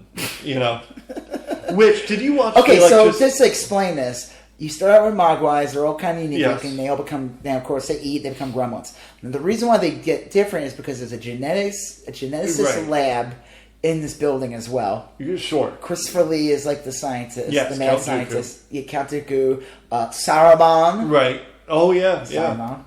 Right. It was funny. I was watching a clip. They said that Christopher Lee supposedly apologized to Joe Dante because I guess Joe Dante created. He did the Halloween series. He did He did the first one, and the first one I guess is whatever. It's pretty good. It's still a low budget, but then he starred in the shitty sequel Halloween 2. Oh, okay. And Christopher Lee's in that. It's like a garbage movie. And Right, so right. I guess when he was casted, he mercy. wanted to apologize. Joe Dante was like, "Yeah, it's fine, whatever." Yeah. But he's like, he's like, "I want to apologize for being in this movie."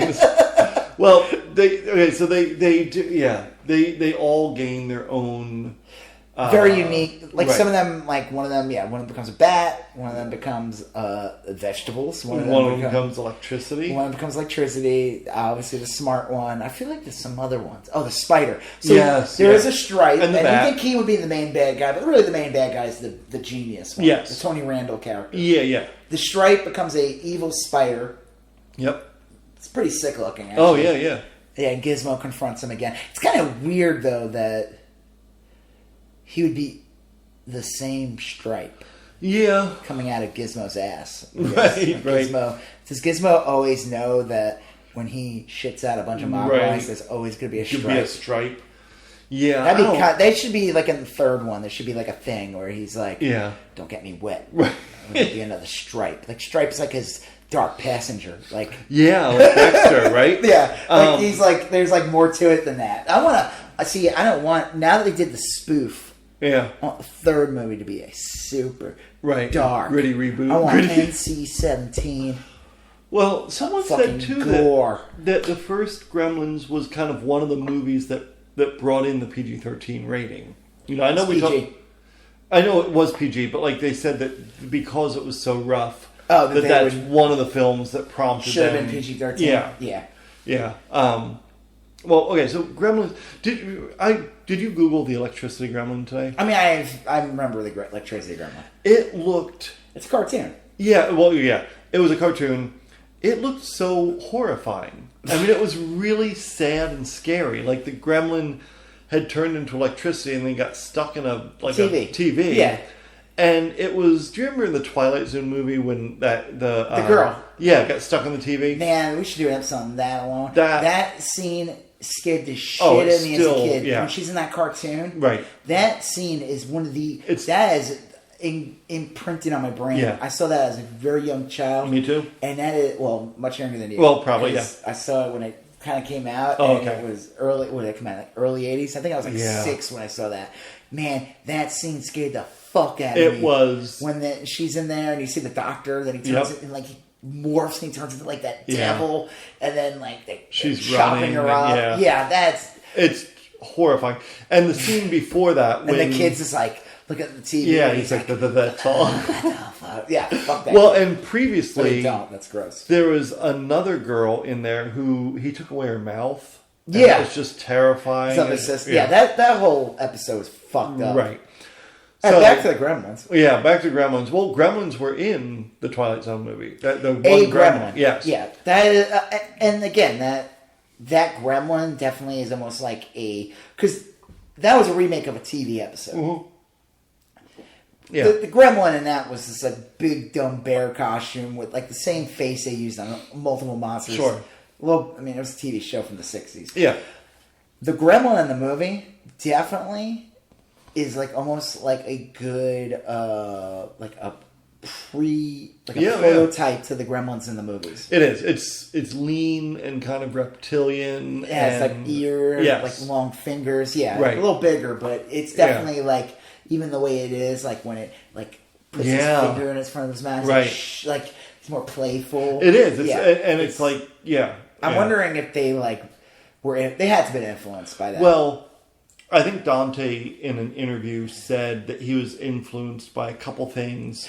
LSD. But then later on kind of backtracked on it after he realized like I could be accused of like pilfering some of this. Oh. So, I mean, Gremlins were like a urban legend from the 50s or whatever. Do you remember? Okay, so we're talking about Gremlins and the AMC Gremlin.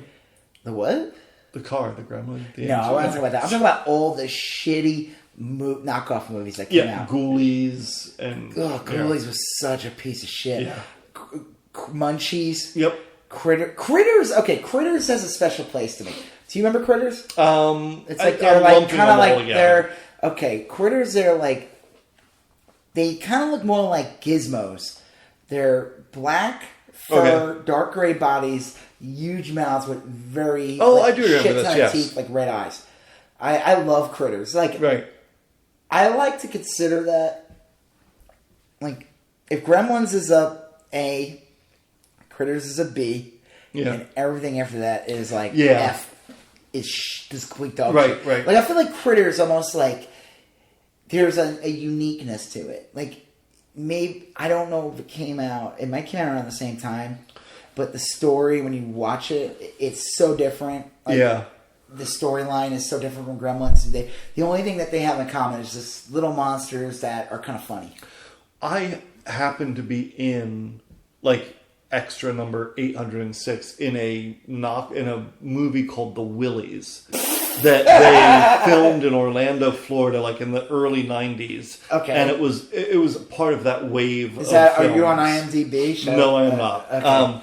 And I remember there's this girl that I thought was really pretty, and she worked for, I want to say Nickelodeon, but in the evening she was a production assistant for like the Willies. Yeah, for some, the Willies. And it was, they told us to go show up in a house. I think it was in like... How old are you? Probably 21, 20. Okay. Something like that. And they gave us like each $30 or something. And they fed us pizza and sodas. And we were supposed to just sit in the kitchen and mingle, like talk and pretend we were having a good time. And I did it for one night and that was the end of it. And I never saw the film. Oh. But it was one of those knockoffs of that type. Called The Willies. All right, guys. Well, if you want to see YSGOAT's co-host and The Willies, Joseph K, go find The Willies. I should look for that again because I've looked for it previously, but this was like years ago before the internet got That's really good. funny. Yeah. Ugh. All right. So Gremlins 2. Hey, we got a fucking star here. Yeah. Right. Don't you know who I am? Right. I was in The Willies. I was man in Guns N' Roses t-shirt. It was local Florida yokel. Well, this is how old it was. I was wearing a cut-off Guns N' Roses t-shirt unironically. Nice. Like a half shirt. Did you have a rat tail? No, I had real long hair at the time. Okay. And it was like ripped acid-washed jeans. Nice. And I think like a pair of Nike high tops, white leather with a red stripe. I'm almost positive that's what I was wearing. Well, again, guys, if you saw The Willies, keep your eyes out. That's where he's wearing. Keep them peeled. Yep. Yeah. Okay, so there were a bunch of shitty knockoff movies, Munchies, and we were watching on VHS. They're like unwatchable. Yeah. There was like a whole bunch of them. And they're all the same movie. Ghoulies was crap. Ghoulies, I actually posted something like a year ago. Because to me, Ghoulies was like a bait and switch. It was like, because if you saw the box, I remember seeing the videotape of this movie. Right. It's like the green little ghoulie, and he's wearing like suspenders with a little blue shirt. It's very funny looking. It's a very iconic poster. Yeah. But it's a bait and switch because that thing is not in the movie. Oh, that's or nice. It kind of shows a movie, but it's not wearing that outfit. Right. And they're in it, but you can totally tell like this was like a movie about like druids or whatever it was. Oh, and they were you know what? We need to do something to this movie. So they added like 5 minutes of ghoulie footage and called it Ghoulies. And it's complete garbage. I made if you guys want to go find a post from last year. Right. I did a drawer lane. I don't think we're going to do it this year, but I did it last year. I did it the year before.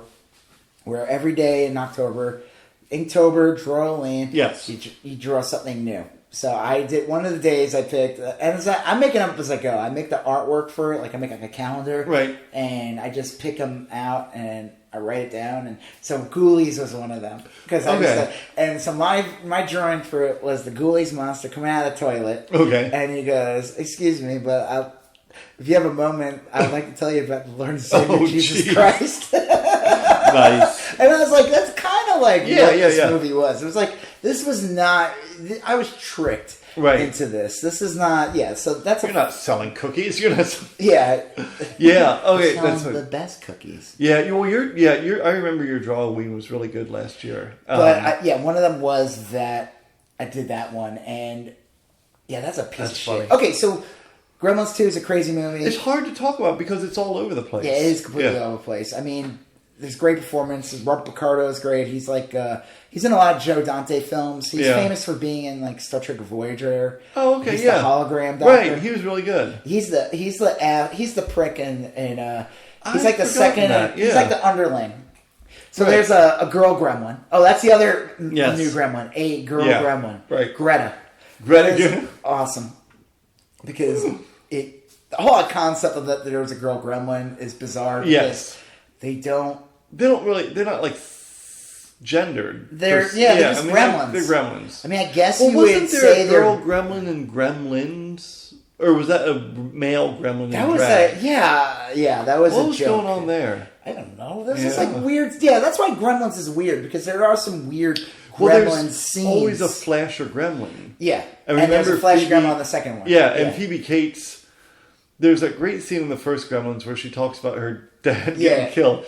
And remember, she like hates holidays again in the second one. Yeah, and she's like, what's her story in that one? Because it gets cut off. Right. They're making fun of the scene. Right, and she talks about like how she can't, because in the first one she hates Christmas because her dad got killed. Yeah, and in the second one she hates like Lincoln Day, like Abraham Lincoln's Day. It's something ridiculous, and it was because a guy dressed as Abraham Lincoln flashed her as a kid, like her and her mom.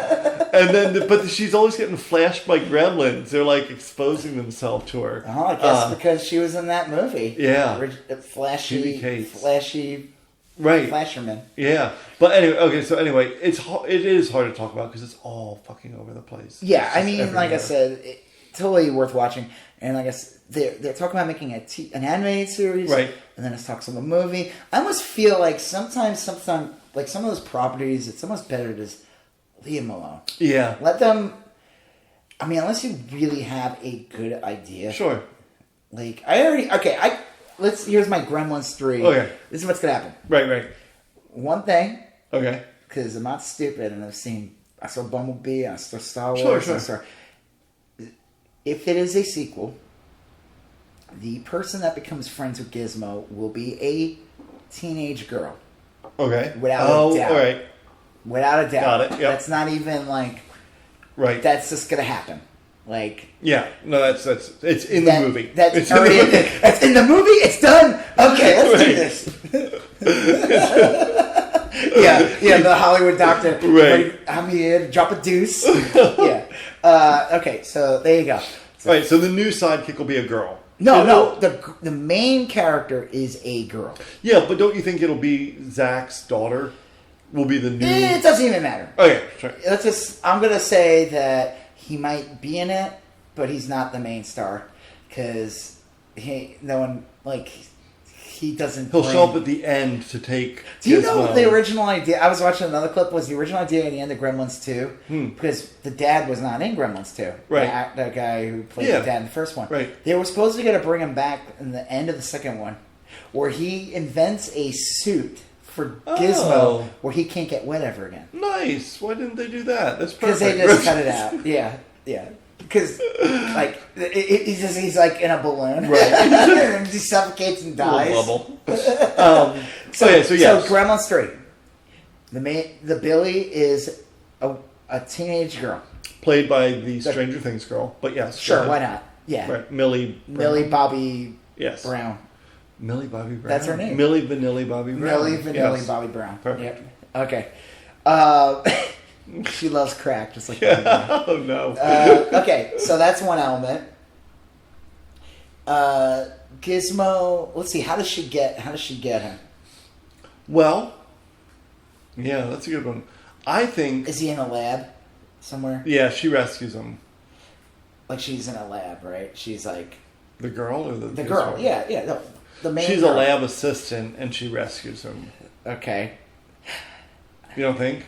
I don't know if she's a lab assistant. I think she's younger. She's like 15 or 16 years old. All right. Well, maybe she picks him up the local humane society. Sure, yeah, because in this world they can't tell the difference. Right, because they never have before. Yeah, it's like they're between. Oh, I got this weird dog over there, and it's just like Gizmo, and he's just like, right. I'll take this Chihuahua. Yeah, Lhasa Apso. Okay, so yeah, she adopts the Gizmo. Okay, and how does he get wet? How does he get wet?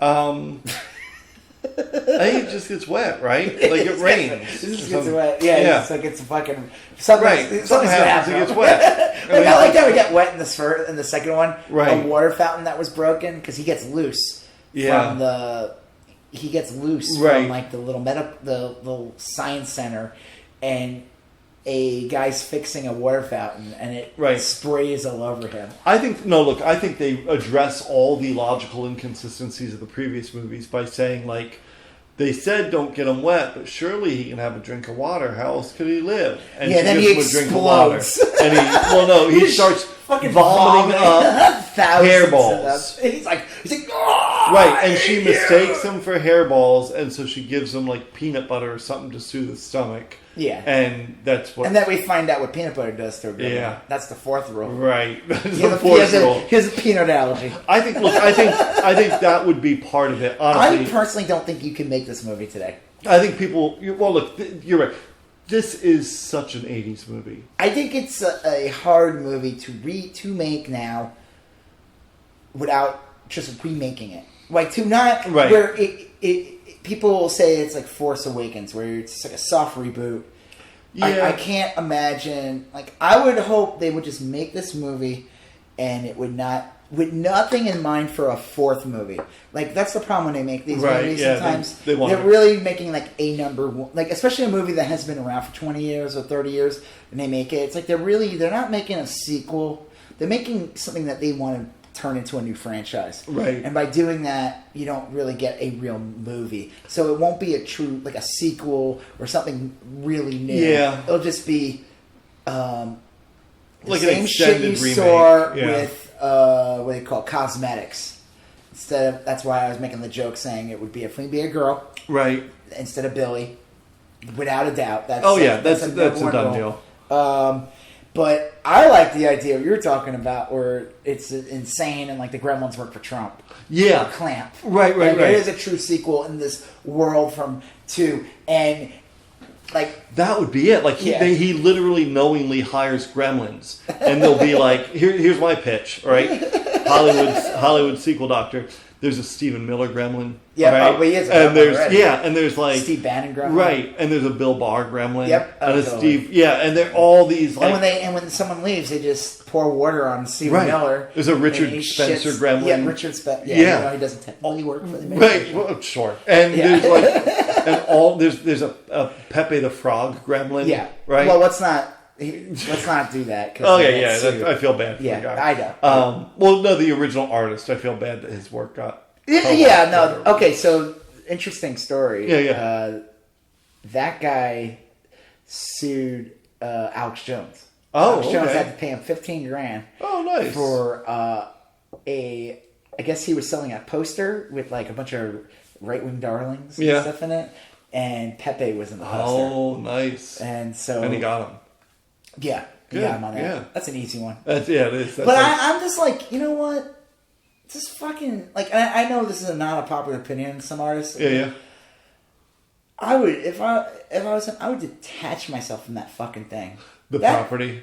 It's not a property. It's a toxic. Yeah. It's garbage. Like, if you Google it, if you look up anything to do with him, first thing, the That second ship has image is sailed. him with Yeah. the Nazi mustache. Right. Like, he's... The ship has sailed. You You're not cannot gonna reclaim save it. that thing. Yeah. I mean, listen, I hope he gets whatever money, whatever damages were done. I hope he can rebuild. Like, he's not connected in any way. I hope Right. but just... Fuck that frog. Like, that frog is evil. No, because it's Yo, true. you're right. Like, You're right. It's used to this day. It's used in, like there's videos I've seen recently where people will, like, show up at, like, fans of, like, Jordan Peterson would be talking, and, like, people would show up and they'd be holding, like, a Pepe flag. Yeah. And it's like, dude, this is the No, people. you're right. They co-opted it. This It's is their mascot. unsalvageable. Yeah. You know, it's like I love when, like, I'll draw something with a swastika and someone in the script be like, you know, the swastika is a symbol of peace. I'm like, No. yeah, you know what? This is No, not not this anymore. is post World War II. Yeah. We're not that? living in that fucking world anymore. Right. Like, that was 100 years ago. It sucks because, like, some legitimate companies, I'm sure they're neither good nor bad, but have been really fucked over by this. Like, there's a shirt that the right wing is kind of adopted. Do you know what I'm talking about? It's like a brand name. It's not Burberry, but it's like Under Armour? No, it's like a guy's name, like Jack. Oh, you talking about those famous, like, polo shirts that, like, Yeah. skinheads used to wear for years? Right. You're talking about the Proud Boys one. Fred Probably. Perry? Yes, exactly. Yeah. But Yeah. they've had... That's been going on for, like, 30 years. you're right, The Nazi skinheads and stuff have been Right. co-opting that look for a very long time. Well, I think that would make a great Gremlins 3, is that it's literally even more bonkers than... They won't release that movie. They're not going to do they're not going to do a continuation of 2. They're going to do a saccharine, very safe, but still somewhat edgy, but safe, soft reboot of 1. That sucks. Where it just follows the same, and maybe not, and won't take place during Christmas. It'll take place around just a regular time, and who the hell knows? Maybe it'll be in the city, really in the city this time, not in a building. A building, yeah. yeah. Because it's gonna be, and they'll claim they'll say they're using practical effects, but they're gonna be using a lot of CGI. Come on, Yeah. we know you guys. They just had a right. shit ton of CGI today. Will you see a Gremlins 3 regardless? I mean, I would definitely be down for it. I don't know if I would, but I just know that is a very, at this point now, I personally would leave it alone. I like the idea of a TV series. They're talking about doing a TV series. Yeah, I think that's a safer bet. Do you remember Evil Dead? You mean Ash vs. the Evil Dead? Do you remember the Evil Dead? Yeah, Okay. Did you see Ash vs. Evil Dead? Yeah. Did you see all of them, or just all of them are on Netflix now? But I've seen. I want to say I've seen about half of them. Okay, I liked it a lot. I think that was the best bet. Like when they did a new Evil Dead, I think in like 2010. And it was like a hard horror movie. Like, it was not Evil Dead 2 or Army of Darkness. This was like straight up horror, and then like in the end of the movie, like Ash just like shows up for like 1 second. It's really bizarre. Right. It was weird. Originally, that movie was supposed to end with him. She becomes like I didn't even see the whole movie. I like watched a bootleg of it. But she becomes like a Deadite, the main character. Oh, okay.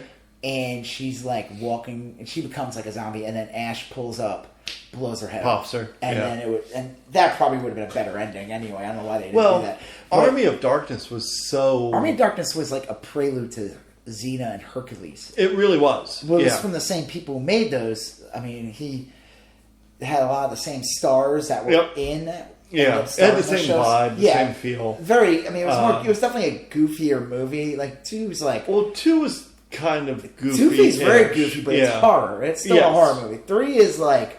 3's got not some horror, but man, it gets real silly.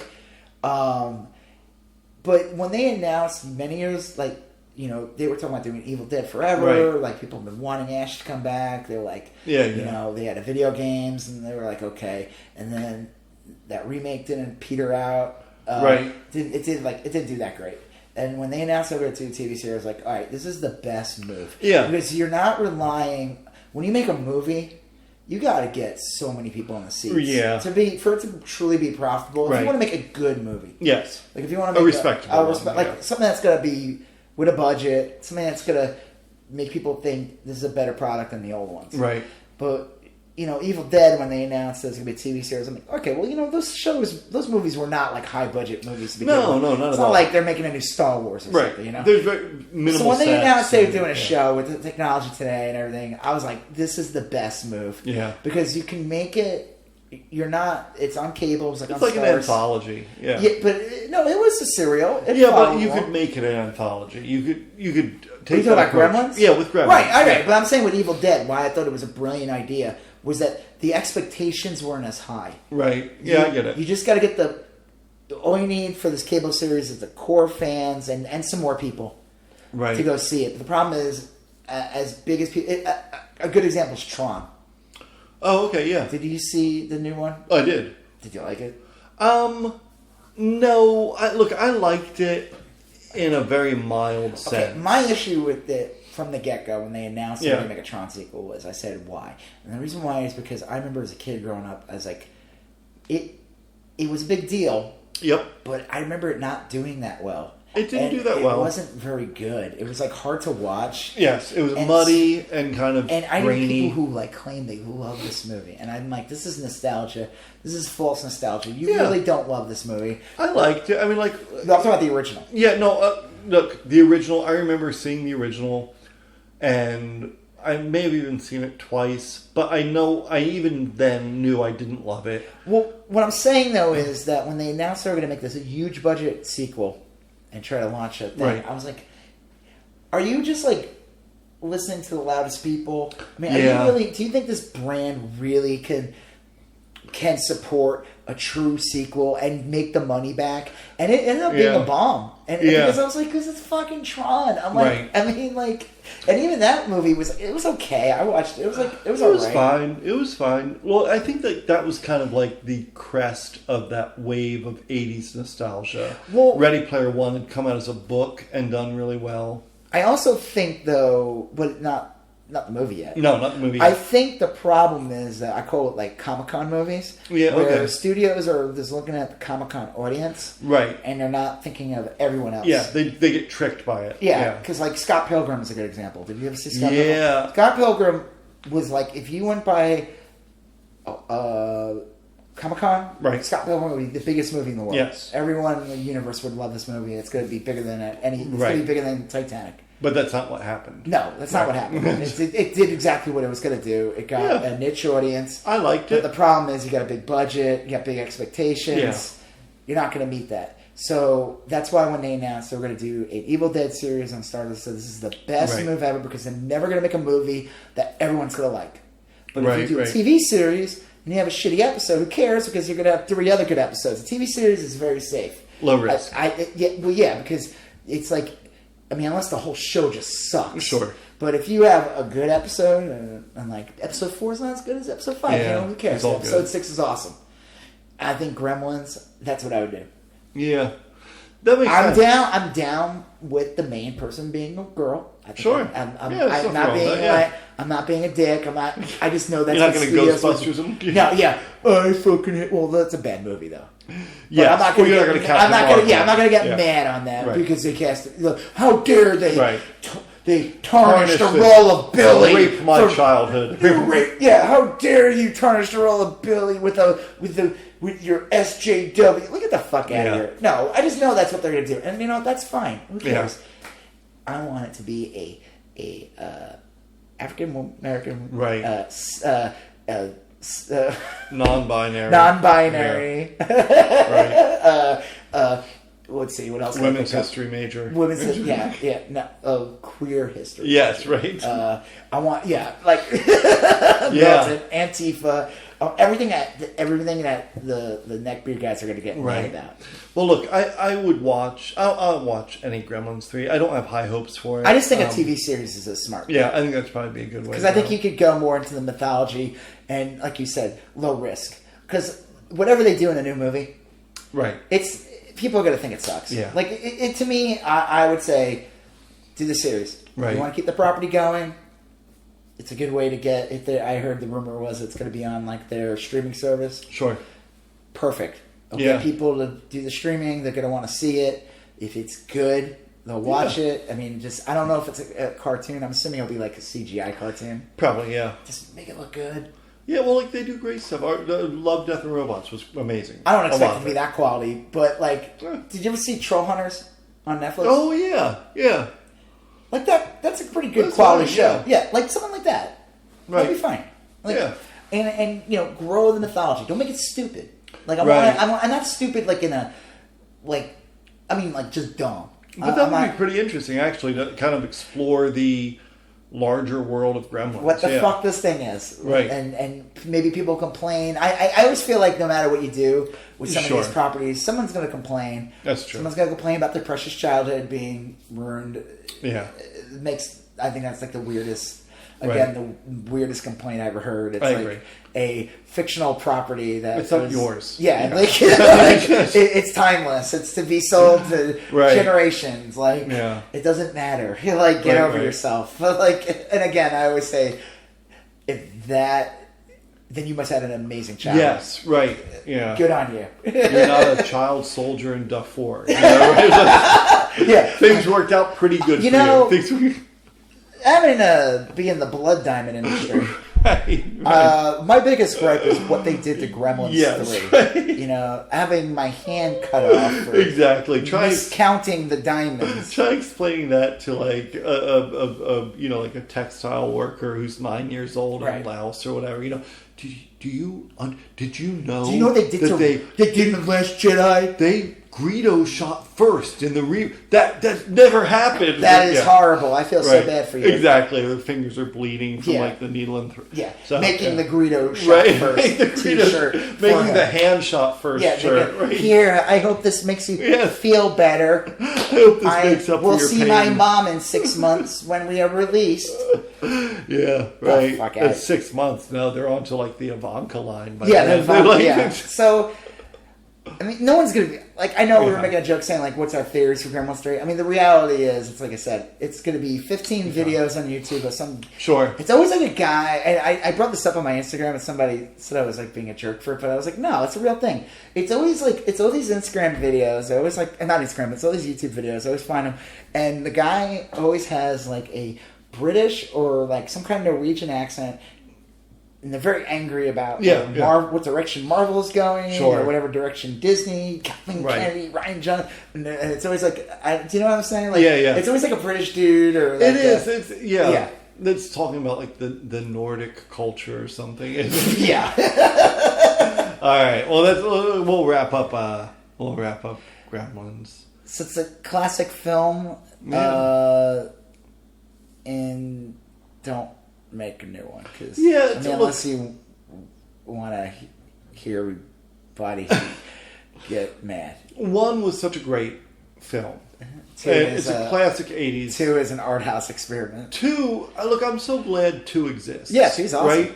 It's I love it. I remember loving it as a kid. I remember I love it now. It's almost like Airplane. It is. It's such a there should be more. And surprisingly, it was a bomb. It didn't do well. Well, there should be more movies like that where people are like, you know what, you made your bones in the first one, knock yourself out with the second one, and maybe half of them suck and half of them are awesome. Yeah, unfortunately, that's not how it works because studios don't go, hey, all that money we made from the first one, here's blow that. On this. Double or nothing. Go crazy. Go masturbate in front of the camera. I don't mean like literally, but it's just so cool that they made that. Yeah, the fact that it worked out. Yeah, I guess that's what I don't know if it worked out.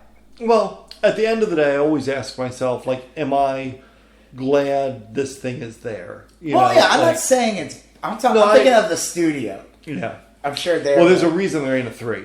Yeah. There's a good reason why they didn't do 3 right away. If 2 panned out the way they wanted it to, we'd be talking about, like, 4, 5, and 6. Right, Gremlins in the Hood. Right, yes. Gremlins 2, Gremlins...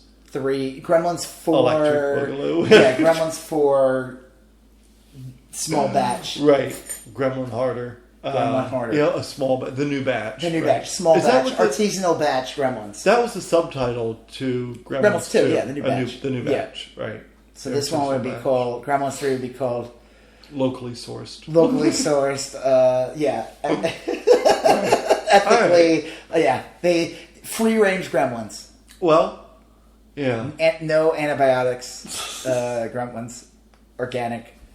Yeah. BP 3. What is it called? BP Right, free, like plastic. We see it on like. Yeah, my daughter, you know, she came home. That's why we don't have bottled water anymore, because she came home from like an environmental lesson at school. Fucking. No, it's good. It was depressing, but she comes home and she's like, you know what?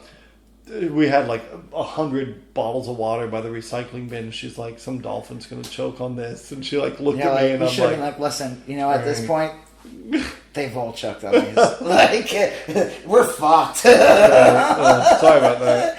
I mean, we could put the little Band-Aid on the severed head, but we're fucked. Hey, like I said, we're making a new continent. Yeah. In like a couple of years. Trashtopia. It's going to be the new Trump when he leaves the country. He's going to have a new continent. Did you read that comic series? Like, I don't know. It was about a guy who created the island on trash. It came out like a year or two ago. Okay, no, I didn't read that. I have the first few episodes. I never kept up with it, but it was like a young rich industrialist started a garbage island. Oh, that's funny. And it was really good. It was like kind of a cool, quirky little series. I'll look that up. I saw a Family Guy episode recently where they were on like a garbage island. There were people who were living there for like 20 years. Oh, yeah. They didn't realize. I think they were on like a reality show, like a Big Brother, nice. Survivor. That's funny. So they still thought they were like film. I don't know. It was kind of funny. All right. Yeah. So Gremlins. that took a dark turn. Yeah. So yeah, listen to our podcast and join our Instagram, YSGOAT. Yeah, right? Like, look, big shout out to our friends in the Czech Republic. And our friends in Vietnam. And Australia. And France. Right, and I guess we're getting there in the USA. Yeah, watch out. We're gaining on you guys. Yeah. We're taking over. 751. I'm going to look up who's like 750. And I'm gonna call them out. Yeah, we're gonna start doing like pro wrestlers. We're gonna do like calling out promos and we're gonna talk shit. Yeah, exactly. Like, coming after you, giving them like 1-star rating. Yeah, 1-star rating. We're gonna bring you down. I mean, that's I would never do that. And give us a rating. Some jerk gave us a 1-star. Really? What? Yeah, like a while ago. Yeah. On what?